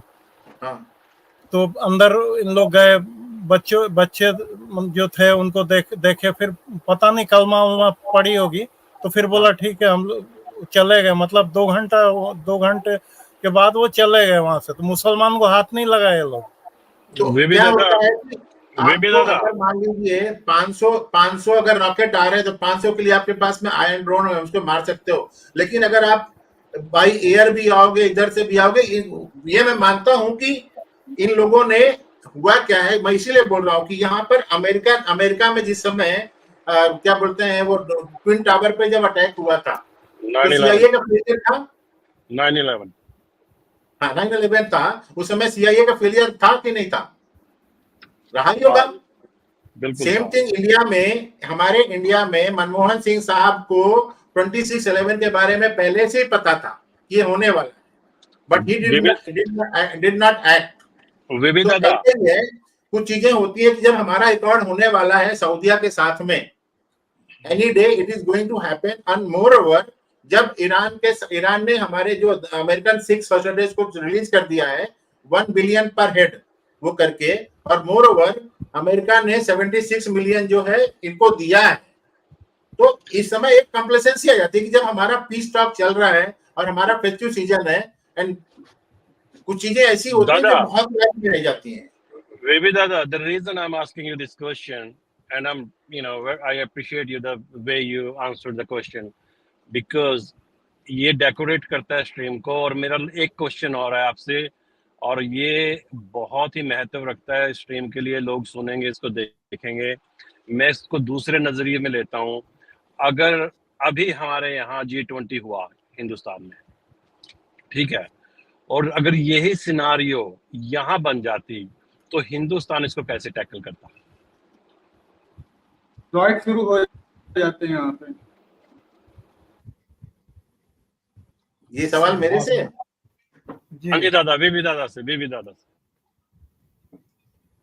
अगर ऐसा ही सिनारियो हम हमारे यहाँ पर अगर G20 की समिट हो रही होती और ये बन जाता, अब ये है कि G20 की समिट यहाँ पर जब हो रही है तो उसके पहले से साल भर से प्रिपरेशन चल रही थी। आप लोगों ने देखा होगा कि मतलब वी हैव क्या बोलते हैं, successfully held a meeting somewhere in Jammu Kashmir, Srinagar में भी हुआ है। तो हमारी सिक्योरिटी टाइट थी। और दूसरा ये है कि जो आज की डेट में तमाशा चल रहा है कनाडा से लेकर के और पाकिस्तान में जो रोज मारे जा रहे हैं, मैं उसी को दिखाना चाह रहा था आपको। उसका जवाब आपको इधर से मिलेगा। 1 मिनट, आप बात करते रहो, मैं एक ढूंढ रहा हूँ, एक आर्टिकल ढूंढ रहा हूँ, मैं आपको बताता हूँ किस तरीके से हुआ था और क्यों नहीं पॉसिबल था यहाँ पर इंडिया में प्रेजेंट सर्कमस्टेंसेस में। पहले जो भी हुआ होगा। नहीं, प्रेम जी बोल रहे हैं एक हाइपोथेटिकल क्वेश्चन, यदि यही चीज हमारे यहाँ होती तो हम क्या करते? हम लोग तो क्या करते अभी? अगर हम लोग आज की डेट में जो हमारे पास लीडरशिप है, हम लोग सीधा का सीधा ऑल आउट पाकिस्तान को अटैक कर देते जहां भी उनके वो हैं। जैसे पिछली बार जब हुआ था वो जो भी तमाशा हुआ था, क्या बोलते हैं, पुलवामा में, उसके बाद में बालाकोट में जाकर के मारा। एक बार बताइए, जिस समय बालाकोट में स्ट्राइक हुई उसके बाद में से अभी तक क्या अजहर महमूद दिखाई दिया कहीं पर?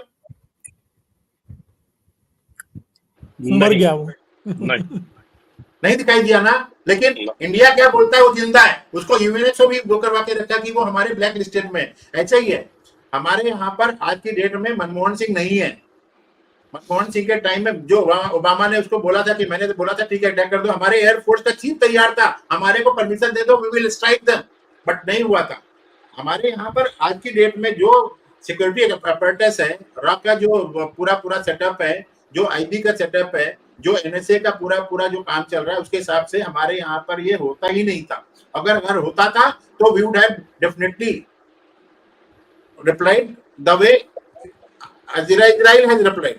मैं तो ये बोल रहा हूँ। बहुत बढ़िया, बहुत अच्छा आंसर है जी, बहुत अच्छा, यही होना था बिल्कुल। तालिबान को पटा करके रखा हुआ है सर। हम भले दुनिया गाली देते रहे तालिबान को, तुम गेहूं क्यों दे रहे हो, ये क्यों दे रहे हो। तालिबान आज की डेट में पाकिस्तान के पीछे से डंडा देके रखा हुआ है। क्यों देके रखा हुआ है? इट इज बिकॉज कि भाई क्योंकि उनको मजा आ रहा है। It is because we are supporting them. हम बोलते हैं ठीक है तुम इस तरीके से करते हो। अब आपको मैं एक आर्टिकल पढ़ाता हूँ, ये बहुत अच्छा आर्टिकल है, इसको पढ़िए साहब, अब देखिए क्या है। तालिबान वालों ने तो पाकिस्तान को कह रखा है गांड में डंडा 24 घंटा हाँ दे रखा है, और हर महीने एक आध बम विस्फोट करना है मर्जी तुम्हें। उनको डोज देना है ये दवा। मैं 4-5 दिन से ये शेयर करना चाह रहा था, इसको पढ़िए। आपका मतलब पूरा जितना भी दिमाग में कचरा है वो निकल के बाहर चला जाएगा। इसको पढ़िए, देखिए कितना अच्छा आर्टिकल लिखा है ये। कम ऑन, हाँ आया।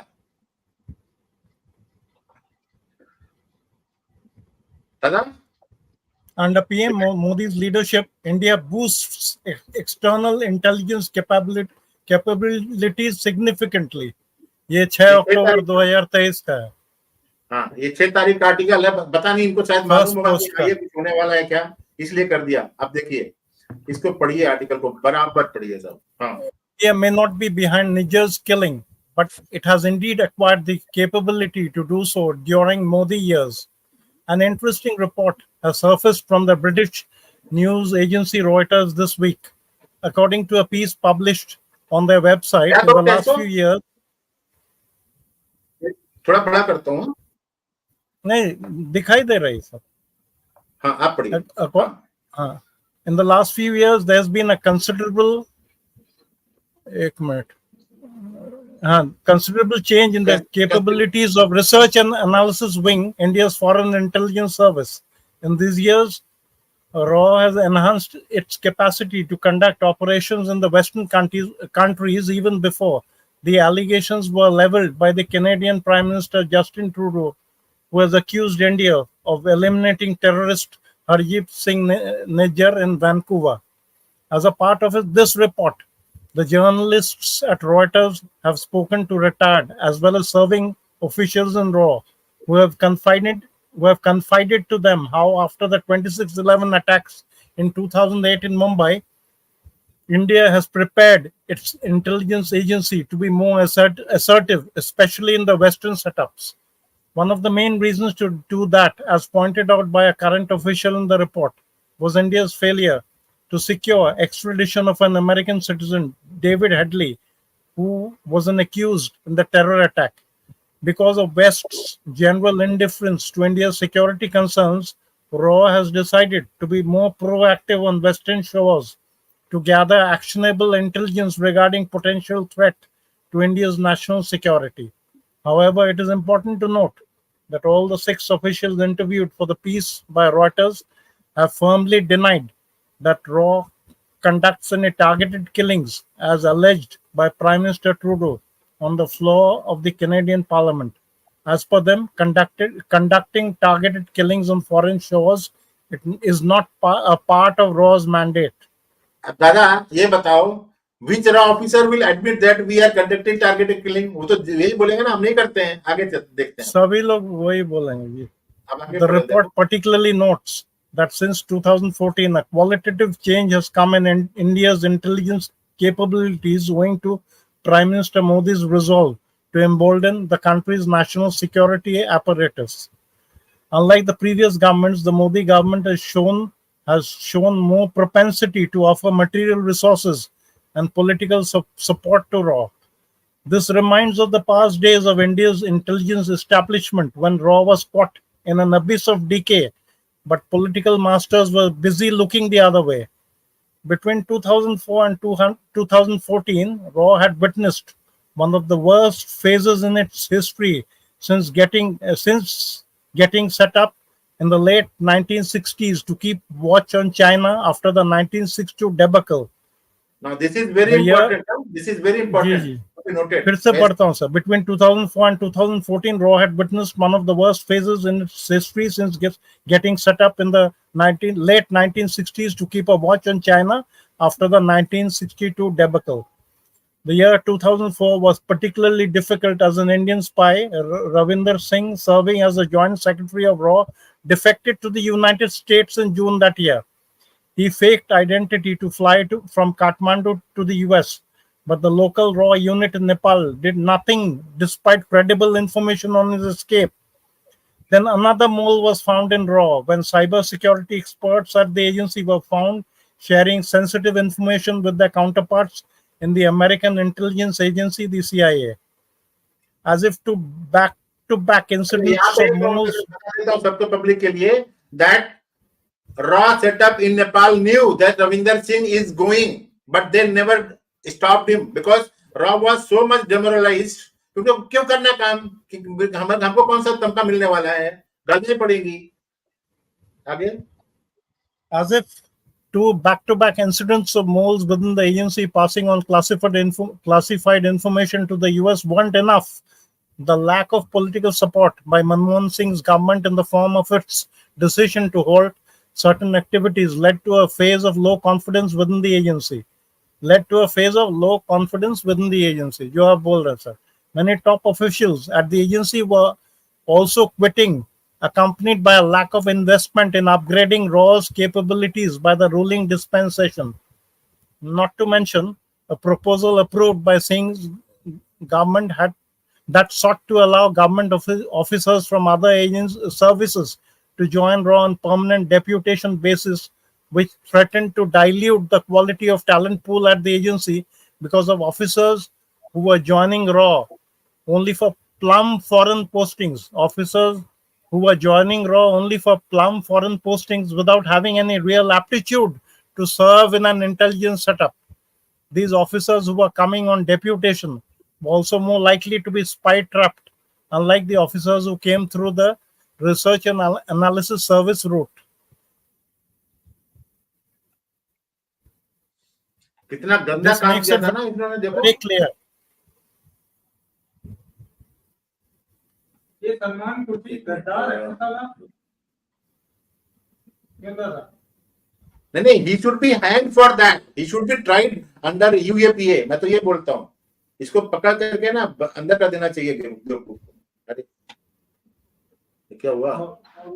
मैं तो कहता हूँ सबको पकड़िए और बोलिए कि तू नहीं किया, तेरा बाप किया, तेरा बाप नहीं किया तो तेरा मतलब दादा किया या नाना किया. पकड़ के सबको अंदर करना चाहिए इन लोगों को.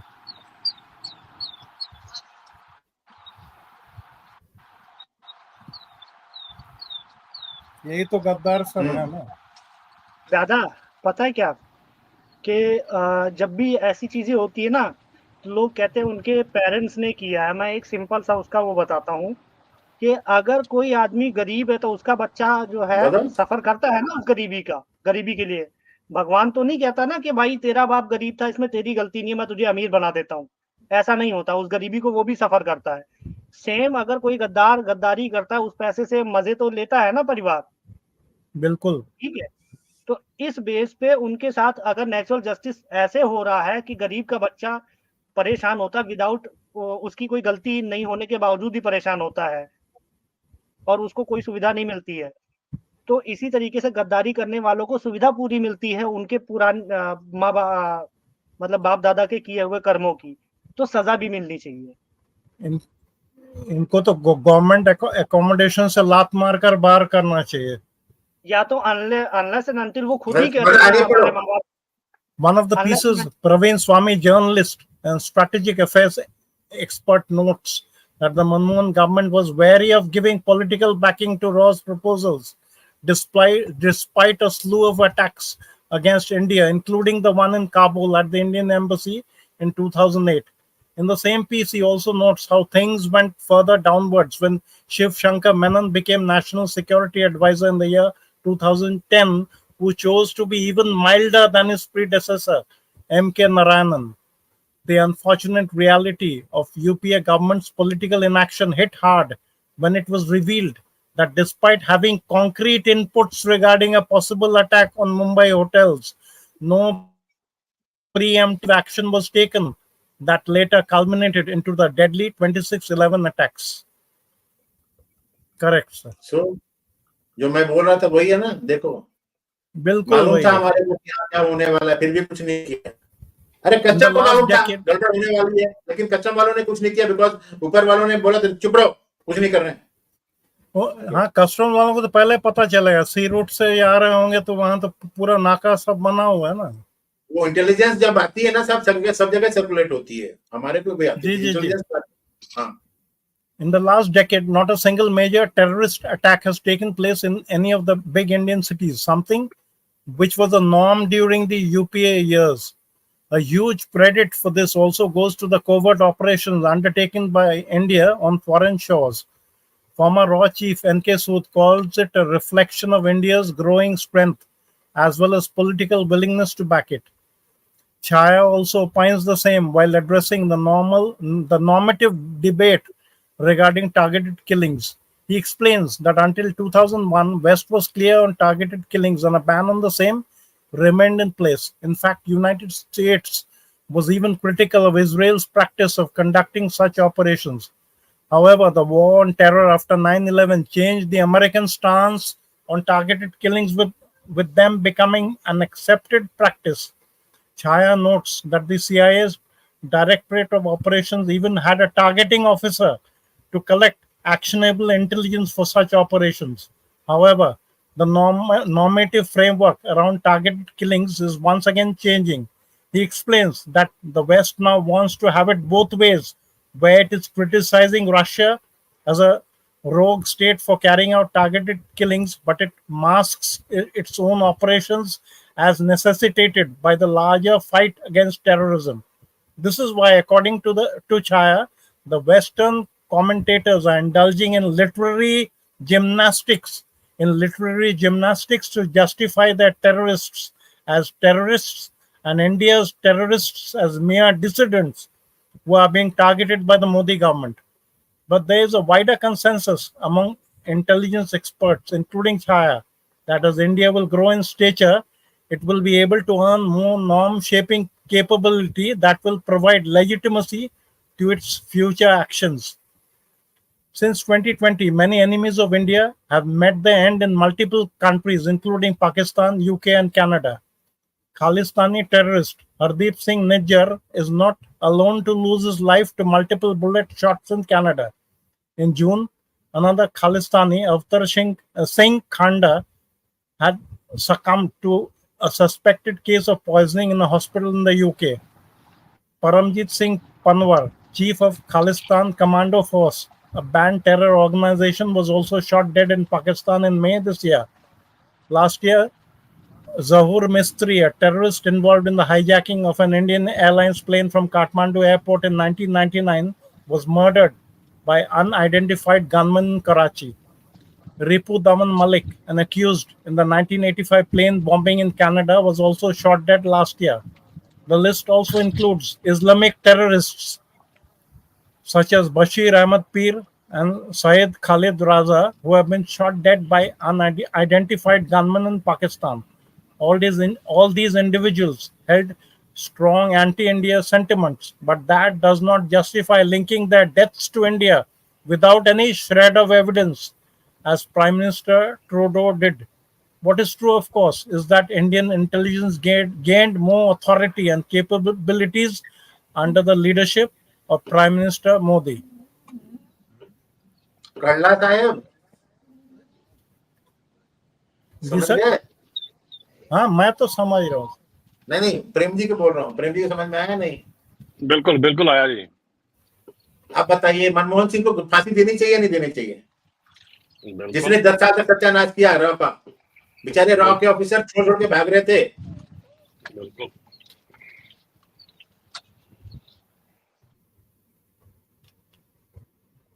और एक बताता हूँ, ये रोटर वाला भी मेरे पास में, ये देखिए, आप इसको भी सुनिए, देखिए क्या है ये।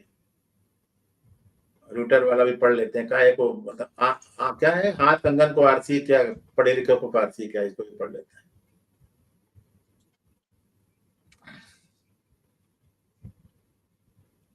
मैं तो I miss Mike Pompeo. Mike Pompeo should have been foreign secretary of this, and Trump should have been the president of America. तो ये नहीं होता था जो हुआ है वहां पर. I feel really sad for the innocent life lost over there. क्या बताएं? Analysis: India's spies यही report है infiltrated. जिसके ऊपर लिखा था, यही है। Reuters 4th of October 2023. ये लिख रहे हैं Krishna Kaushik, Sanjeev Miglani. Analysis: India's spies infiltrated West long before Canada's murder claim. India's external intelligence service is a feared foe in its neighborhood. Pakistan, Sri Lanka, and Nepal have all accused it of political meddling and involvement with outlawed groups that have perpetrated acts of violence. Now, Canadian Prime Minister Justin Trudeau's allegation last month that Indian government agents were involved in the June killing of Sikh separatist leader Hardeep Singh Nijjar in a Vancouver suburb has thrust Delhi's secretive research and analysis wing RAW into the global spotlight. India angrily denied the allegations and demanded that Canada, which expelled RAW's station chief, furnish evidence. Ottawa said it shared proof with allies but will not release it publicly. Reuters spoke to 4 retired and 2 serving Indian security and intelligence officials familiar with RAW who said the agency was galvanized to play a more assertive international role after the 2008 Mumbai attacks that left 166 people dead. The officials spoke on condition of anonymity to discuss sensitive matters. 4 officials said that RAW expanded its reach in Western nations gradually after 2008.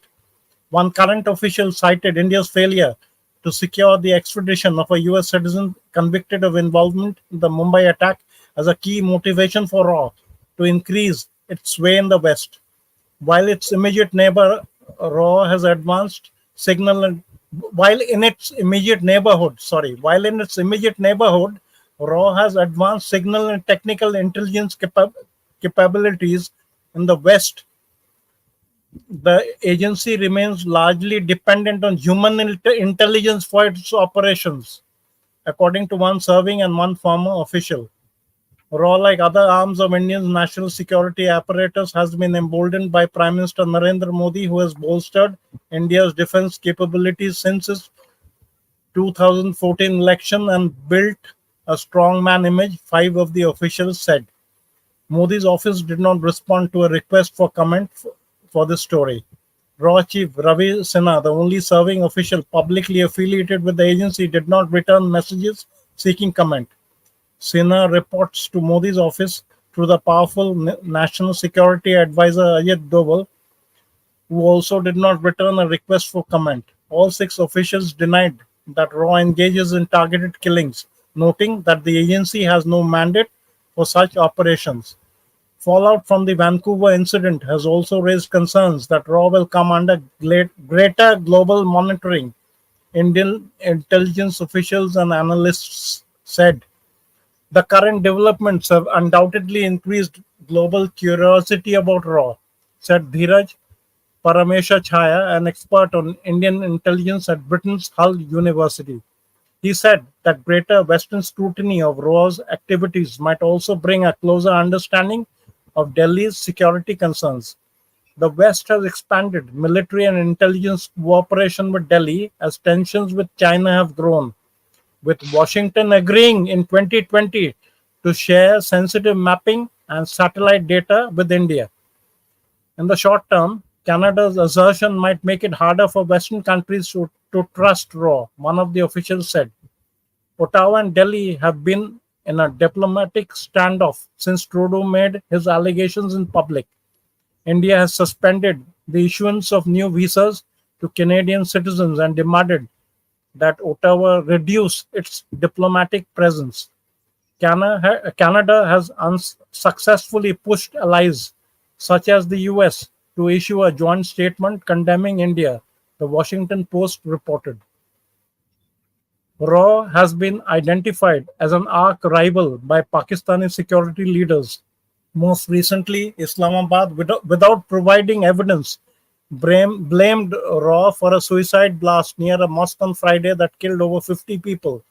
An Indian Foreign Ministry spokesperson did not return a request for comment on the accusation.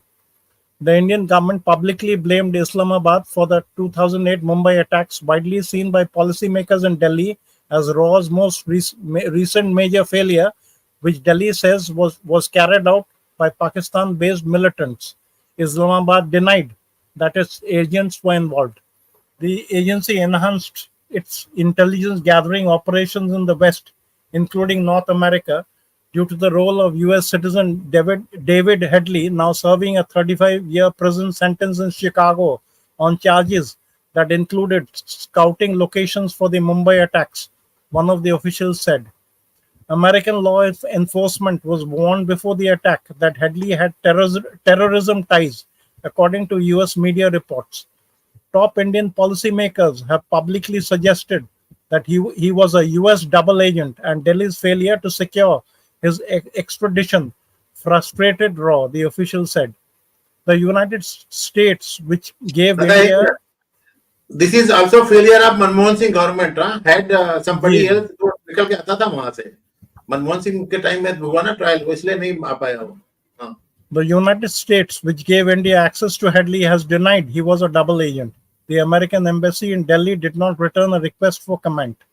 RAW has had a small Western presence since its inception in the 1960s, when it inherited the London station of the Intelligence Bureau, a colonial-era legacy that now focuses on domestic security, according to Chaya, the Hull professor.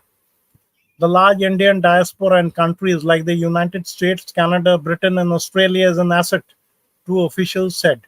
But the risk of Indian agents coming under surveillance in their host nations means they are used for political influence campaigns rather than security operations, they said. The Canadian Broadcasting Corporation reported in 2020, citing government and intelligence sources, that the country's security services were monitoring the possibility of India and China using their diaspora to influence candidates in that year's federal election. Our footprint is growing in parts of the world which were not important earlier, a recently retired senior RAW official said, without providing specifics. RAW has long been associated with direct action, including targeted killings and disappearances in its immediate neighborhood, said Adrian Levy, co-author of a book on South Asian spy agencies, adding that such actions were arranged via proxies, which gave India deniability. Delhi has generally not seen a need for covert operations outside South Asia because it has friendly relations with many countries that enable it to secure aims such as extradition and getting access to people of interest, one official said. The agency has been super careful about its operations in the West, said Levy. While RAW had arranged the movement of cash, weapons, and men to other locations from Europe, direct action was reserved for South Asia and Southeast Asia, he said. RAW operates from a drab office complex with no signage in central Delhi. Reuters was unable to determine specifics about the agency's operations, such as its budget and its size. It split off from the Intelligence Bureau in 1968, was initially tasked with keeping a keen eye on China after Delhi's humiliation in their brief 1962 war. RAW had close links to Israel's Mossad and the CIA since its inception, according to a 2008 report by the U.S. Council on Foreign Relations, a think tank that tracks Indian foreign and security policies. One serving and one retired official told Reuters that RAW's political masters in the Modi government demanded that it expand its presence, significance, and capabilities. What they have done is to give confidence to the organization, one of the officials said.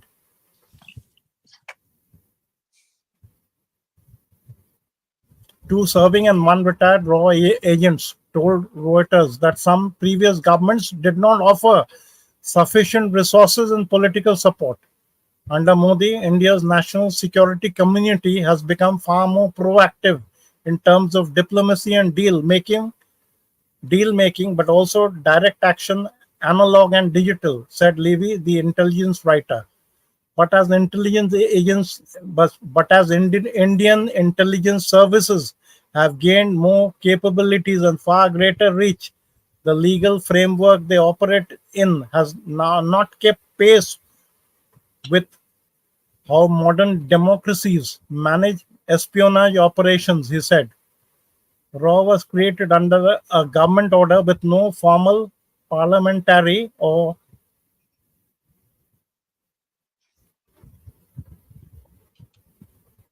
constitutional backing and is exempt from legislative oversight, according to PRS, a research group that studies India's federal and state legislatures. This means there's less oversight and fewer legal hurdles, as real command and control is centralized with the Prime Minister, Levy said.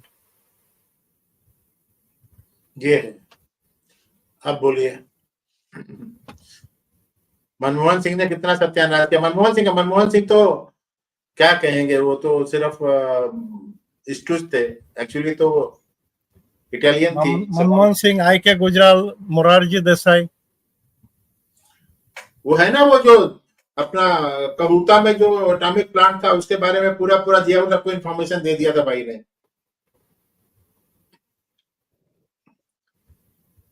Prem ji comment करिए इस बारे में कुछ। प्रेम जी है नहीं sir.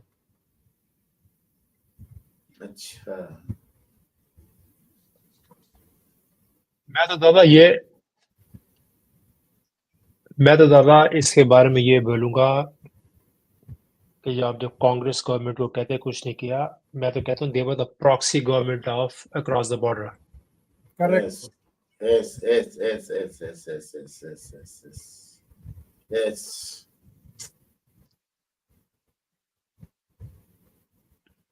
ये जो विदेशी महिला है जिन्हें हिंदुस्तान में उसने नरक कर दिया। अरे यार तुम विदेशी महिला को, मैं बार बार वही कहता हूँ, घर का दरवाजा खोल के खिड़की छोड़ दोगे तो चोर को क्यों गाली देते हो यार? इनको सर पे किसने उठा रखा है? हम हिंदुओं ने तो उठा रखा है। जितने भी सपोर्ट किए हैं उनका क्या है? आप उनको आने दोगे, वो करेंगे जो उनका एजेंडा है। बिल्कुल सर। अरुण सिंह मेरी, हाँ बोलो। They were serving the interest of everybody except India. ठीक है, वो आप पाकिस्तान पे नहीं जा रहे थे, ये हर किसी के इंटरेस्ट सर्व कर रहे थे सिवाय इंडिया के, बस। इसका नाम देख लो, कौन है ये? Community Affairs, Embassy of India, Washington DC, USA. Officer in charge, Mr. Jagmohan, Minister Community and Personnel. Mr.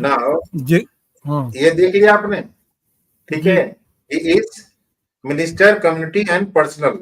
अब मैं आपको बताता हूँ ये है कौन।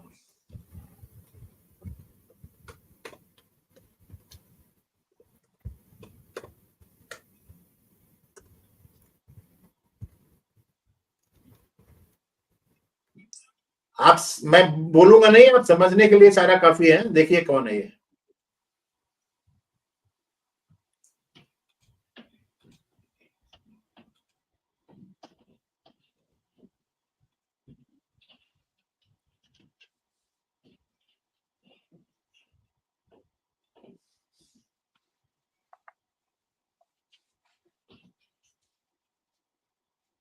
दादा दिखाई दे रहा है?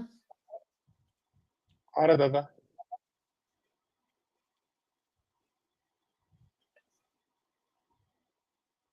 IPS Jagmohan appointed as Minister in Embassy of India, Washington DC. Okay. अच्छा, हाँ जी। Now IPS जरा ध्यान रखना है। Now he will replace Anurag Kumar, IPS of 1994 batch of AGMUT. Okay. Now 19 Batch IPS Officer Jagmohan has been appointed as Minister Personnel and Community Affairs JS level in the Embassy of India, Washington DC for a period of 3 years. He will replace Anurag Kumar, an IPS officer of the 1994 batch of the AGMUT cadre, according to an order issued by the Department of Personnel and Training on Monday, 26/9/2022. The Appointments Committee of the Cabinet has approved the proposal of the Ministry of External Affairs to appoint Mr. Mohan to the post for a period of 3 years with effect from the date of his assumption. ठीक है. Now, what is the necessity of posting an IPS officers in Washington DC? आप तो पढ़े sir, plum foreign postings. नहीं. ये कुछ मैं और तरीके से बोल रहा हूँ. प्लम पोस्टिंग वाला चक्कर नहीं है. He is an IPS officer of which cadre? 1983 ना, 1995 बैच और बिहार cadre. हाँ, ठीक है. Now has been appointed as this in the embassy of this. He is a 95 batch officers of Bihar cadre. Now सबसे बड़ी बात ये है कि इस ऑफिसर को मैं मिला हूं. अच्छा. ठीक है. तो मैंने एक मिनट बंद कर देते हैं इसको तो ज्यादा अच्छा रहेगा. प्रेम जी दोबारा. तो सिंह साहब क्या बोले, बताइए ना जरा सा कि बोले क्या फिर आपको. जब आप मिले उनसे तो क्या बोले आपको, तो बताइए उनके भाषा में बताइए आप. स्ट्रीम बंद कर दो. जी. हम स्ट्रीम बंद कर रहे हैं. बाद में बात फिर से किसी और टॉपिक में मिलेंगे आपके साथ में. तब तक आप इंतजार करिए. जय हिंद, भारत माता की जय. बंद करते हैं. जय हिंद, वंदे मातरम, जय श्री राम. जय श्री राम.